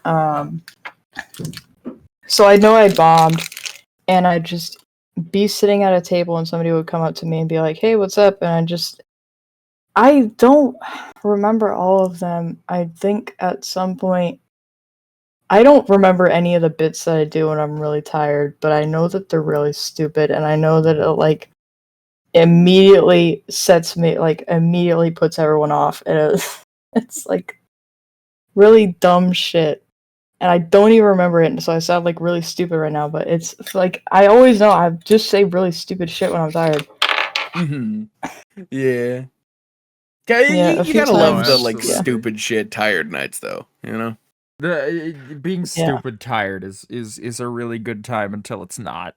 Yeah. Yeah. Me and my brother played Little Nightmares 2, or like he was playing Little Nightmares 2 on my PC, so I was just sitting there watching him. And we've done some of the best bits, just like exhausted at midnight playing Little Nightmares 2. Oh my yeah, man. God. Like Vox and I have gotten delirious to the point where we were playing VR tabletop simulator, and we were playing some game where you have to line up these like pieces that almost look like Tetris pieces. Blocust, yeah. And I think it was either you or our other friend at the time had assembled their pieces to look like an Among Us character, and they like gestured over to me and went, check this out. And I was just exhausted to the point where I was on the floor laughing. I was gone. I quite literally on the fucking floor. Oh, that just reminded. Okay, I run a server called Beagle Barn with a few of my friends. Basil's in there. Wow. Of course they are. They're everywhere. Basil's been everywhere. Like, dude, I would love to be in more Discord servers. My sidebar is always so fucking full of servers that I never interact in. Yeah. And it's like, dude, it's mostly servers that I just either don't want to leave because they're archived servers for things like ConsoleCraft and other previous projects, or I just don't know how to politely duck out of this friends server, you know? Yeah. That I've never interacted in. Mm-hmm. And so me and my friend Charlie, and they do not mind me saying their name because it's their name online as well. Mm-hmm. We had a really good... They were getting hit by a zombie, and they were on, like, 3 hearts, so I ran over and said, like, take your hands off, like, my, Omega or something like that. Oh my god. And it was, like, immediate visceral reaction from Charlie. It was, like, a Five Nights at Freddy's jump scare. I played the clip back. I need to see if I can send it here. But I played the clip back, and it was immediately just, like, terrified scream, and it was the funniest thing ever. I need to see. Okay, It is sending correctly, but that immediately set us down a bit where we both took the same like U quiz to see like to determine like if any of us were an alpha. I am one, by the way. Wow, it was so like rancid. Awesome. Okay, it did not send as a clip. I'm so mad. But it was just such a sudden and visceral reaction that it left us both, like, crying in our seats for a good, like, 2 minutes straight of just over this one stupid line that I had said. God, I don't know, but the best bits come from the most unlikely of places. Like, for instance, I had this friend, we had this friend, Jed, still have this friend, who like does like their like pinnacle of comedy is just going into their mic, oh I'm shitting as just like into their mic as like a funny, and it's like it's a very plain bit. They just like make noises and those are their bits typically. But one time I was playing Minecraft and this was like shortly after Update Aquatic, and I killed a turtle. And it didn't drop anything. And I went, what the fuck? You didn't drop anything. And they just go, what did you expect? Pocket change? And I was like, God damn it, that's a really good bit. That's an insanely good comeback. They were like on it too. It was that fast. Immediate. And I think about it every now and again when they do something particularly dumb. And I'm like, God, this is the person who told that joke. They have like peak comedy moments too. Like it is like it's like they're in a trance and they snap out of it every now and again for like a moment for the bit, and then they're back. It's amazing and horrendous, but like I just having these like absolutely dumbass bits. Speaking of which, you had said FNAF jump scare earlier, and Vox and I last night we were kind of like one. We were hanging out, and we were watching infomercials and calling the numbers to the infomercials, and there was like to see if the lines were still active, you know. Yeah. There was like a thing to clean the calluses on your feet or something, and the woman like gently runs this thing across her foot, and then plays the most blown out scream from her mouth, like a FNAF jump scare. Like she screamed and they bass boosted it so it like fucking like was the loudest thing known to man. It was like twice as loud as the commercial, and it's like, Jesus Christ, you didn't have to do that. Like, God, we rewatched it like 12 times because it was like, there's no way that you put that in there. Well, we rewatched it like 4 or 5 times, and then it became very quickly, come on, Jed, let's move on. This is still funny, but let's move on. Yeah, fair enough. Yeah, but like, oh man, just having just the most stupid bullshit just becomes so huge in groups. It's great. Yeah, I need to remember. I think there was a bit in the musical group chat. I did something rotten in my freshman year. There was a bit in the group chat where we would Photoshop people's faces on the Spider-Man villains. Alright. It was just a running gag. If the group chat was like even slightly dead, someone would just post like the director as Electro. And it would immediately everything just blows up. It was so good. Oh man. I love this. I love this like greatest bits discussion that we're having. Just like, this is it's like great top 10 greatest bits and yeah. No, it's good talk. It's genuinely good talk. I'll level with you. We didn't prep many questions because you're very mysterious. You're a very mysterious figure. In that, like, I say that in that, like, none of your like social media bios list any of the things that you do or link to them, and so it's just like it's genuinely impossible for me to find because like usually my process is like I'll go to their Twitter and then like.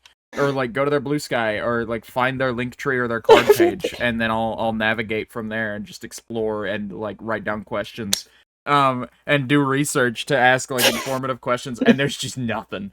There's just fucking nothing. So my bio, you just reminded me on Twitter. Is life is cruel when you're comical. You want to know the best part? That is my bio on every single one of my social medias. Jesus Christ.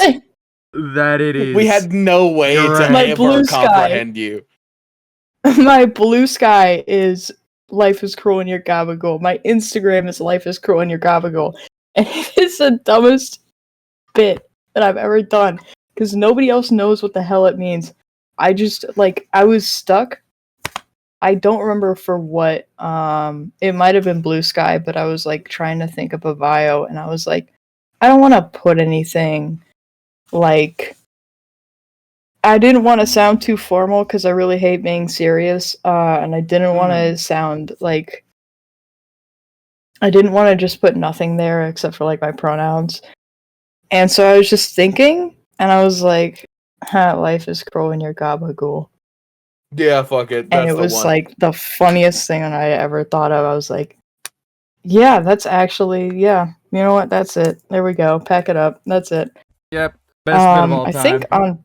I think on everybody else wrap it up. I think on Blue Sky I also put down Purple They because it's my favorite like tweet of all time was the Purple They tweet. And that was just like I had a dream that there was a like trend going around called Purple They, and it's always stuck out to me as like the dumbest thing ever. So it's like, dumbest thing ever, I'm putting it right in my bio. And then I'm probably gonna have to like rework that once I get into college, because I've gotta like make connections and be all serious and stuff. But you know what? I'm on Terraria community forums now because I needed to get some information. You need to retrieve info. I'm on a quest for information. Let me edit my page real quick.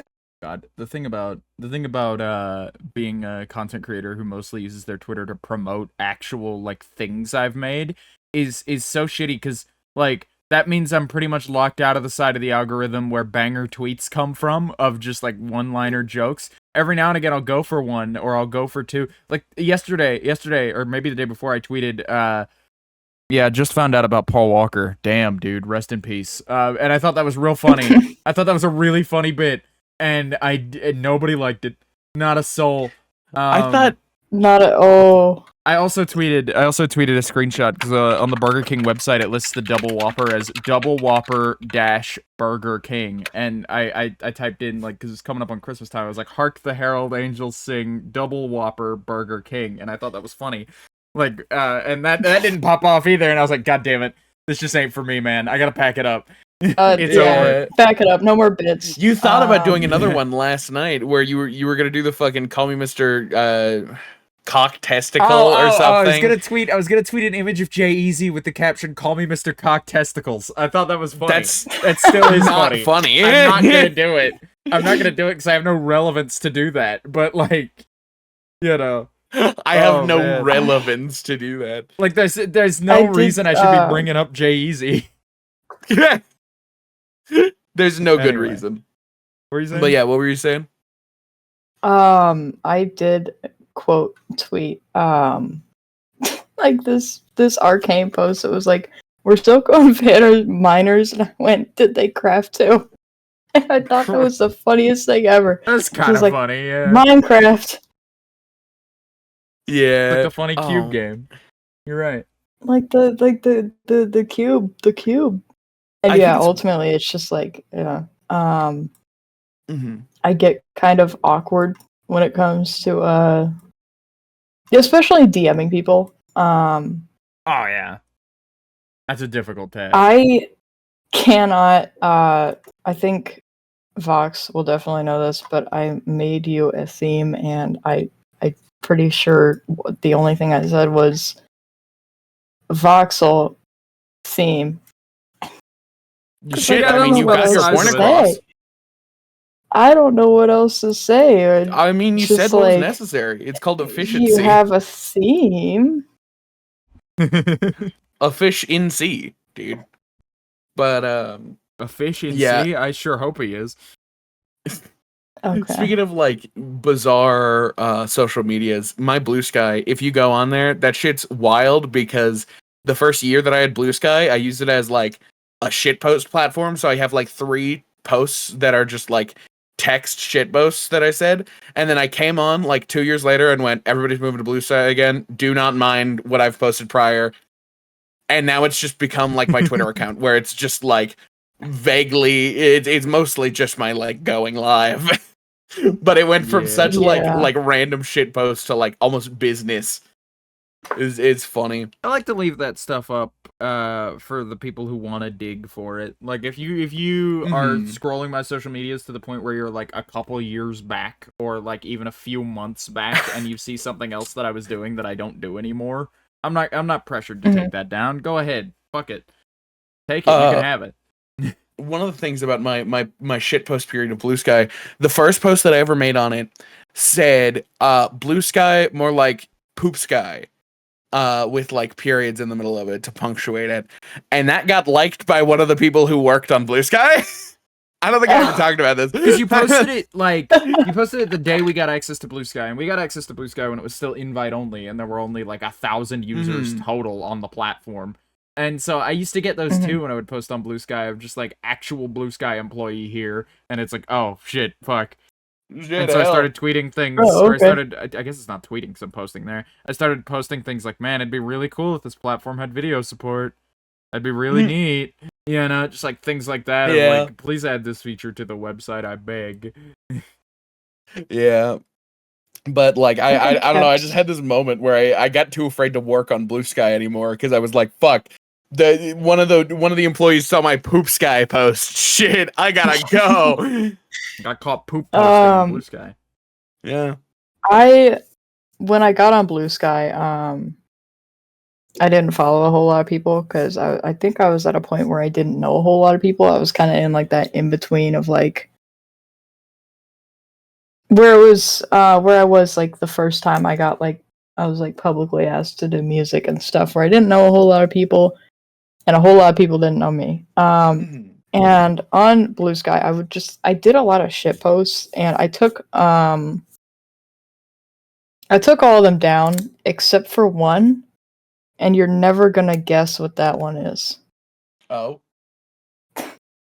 Based in Gabagool Pilled. God damn it. Gabagool. Motherfucker, it all comes back to Gabagool. Because of course it had to be. Yeah, no, of course. Absolutely. But no, yeah, that's bits. I love this little bits corner we have. I'm Bits. trying to get more to a point where we let the guests on guest episodes sort of drive the episode in a direction.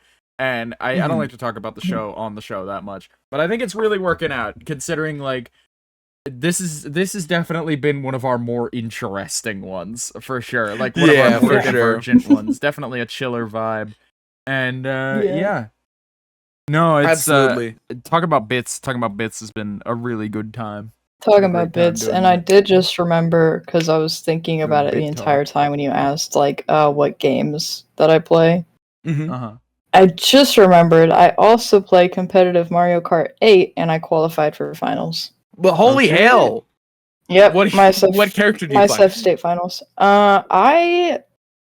It's varied. I played a lot of Pink Gold Peach at the beginning of the season, and then I transitioned into Rosalina, but I think I'll go back to Pink Gold Peach just because the weight handling is a little better. Oh yeah, I forgot there was like meta to this.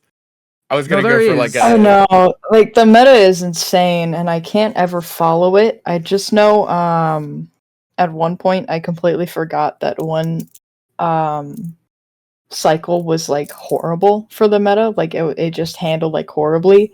Mhm. So I had a game that I just struggled through, and I think I got like 5th place somehow. Even there were like 6 people, and I got 5th place, and I was so surprised I didn't get last because the entire game was just like, this bike can't drift, and this bike can't move, and it's not moving at all, and I'm struggling back here and like the That's bottom of the worst. leaderboard.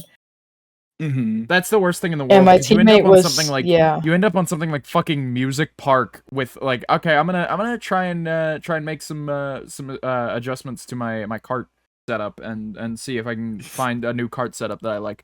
And then you go for something a little new, and then you end up on like a tight course like fucking Wee Rainbow Road or Oh yeah. or like Music Park, and you end up like, oh, this drift's Just way sliding tighter or off. way wider than I thought it would. You know? Yeah. Yeah, I think I ultimately ended up doing full master cycle setup with Pink Gold Peach, and that was just like perfect. Ooh, I'm that never doesn't sound changing it bad. ever again because if I do any other bike, then it'll just not drift at all. Absolutely, Yeah. yeah. And it's like, this is a But- terrible thing to find out in the middle of a game. Oh yeah, Mhm. absolutely great time to figure that one out. But Speaking it's of also a great great time. time to wrap the episode. Oh damn. I've Damn. stolen that Yeah. from you, but you can Yeah. wrap the episode, Jed. I did the intro. Oh no, yeah, Go ahead. this is my turn. Well, Mm, I okay. thank y'all for watching. Beagle, where can we find you? Oh, you can find me on Blue Sky, Twitter, and Discord under the same name. It's going to be Beagleagle64. There's 2 Yeah. E's. Mm-hmm. Do you Actually, have there's a 4. link tree? Possibly. I do not have a Linktree, unfortunately. All right. I need to make Second one, time around. but I do not We'll have just put one. your links down below then. That works fine. For Yeah. us though, you could check us out in the description as well, right next to Beagle's links. Yeah, it's not And a big you can deal, always but we're just like better than you anyway. Yeah. Oh, Actually, Oh, I think see. ours are normally below the Yeah. guests, so Yeah, we go I mean- below Do the I guest, need Jed, to- in the- Do I need to make a podcast now? Oh, You know shit, what? you can just have this I think one. we're inspirational, Jed. I think we're inspirational. It seems It's like every Beagle guest and we have Eagle on fight about it? leaves. Like every guest leaves wanting to get into podcasting just to spite us. I think we're inspirational. I don't know if I we're had inspirational or yeah. if people have hatred towards us, dude, and want to be better than us. I don't know. It's probably It's a mix wild. of both. The place that my off-campus class takes place in has its own podcast setup, and there's That's regularly crazy. people in there, so Wild. like professional setup and everything, chairs, mics, computers, and it's like, okay, dang. Neat. Yeah. But So, yeah. Check out our links. You can always find this show Sunday at 3 p.m. And yeah, we'll see all y'all on the next episode. That's going to be our first one solo in, what has it been, 5 episodes? 4 episodes? 4 episodes. Something. Our last All right. solo episode was 5 episodes ago, but we've done 4 guest episodes in the interim. I But see. all right. Yeah. Yeah. So We'll see all y'all for the we'll solo see all episode. y'all on the next one. Because you see, Jed, Jed, it's Bye-bye. like, you know, that's What is like we're on like we're 5 episodes out from our last solo, but like we did a solo episode 4 episodes ago. But That's Can I the leave last you? Say solo we episode didn't. was 5.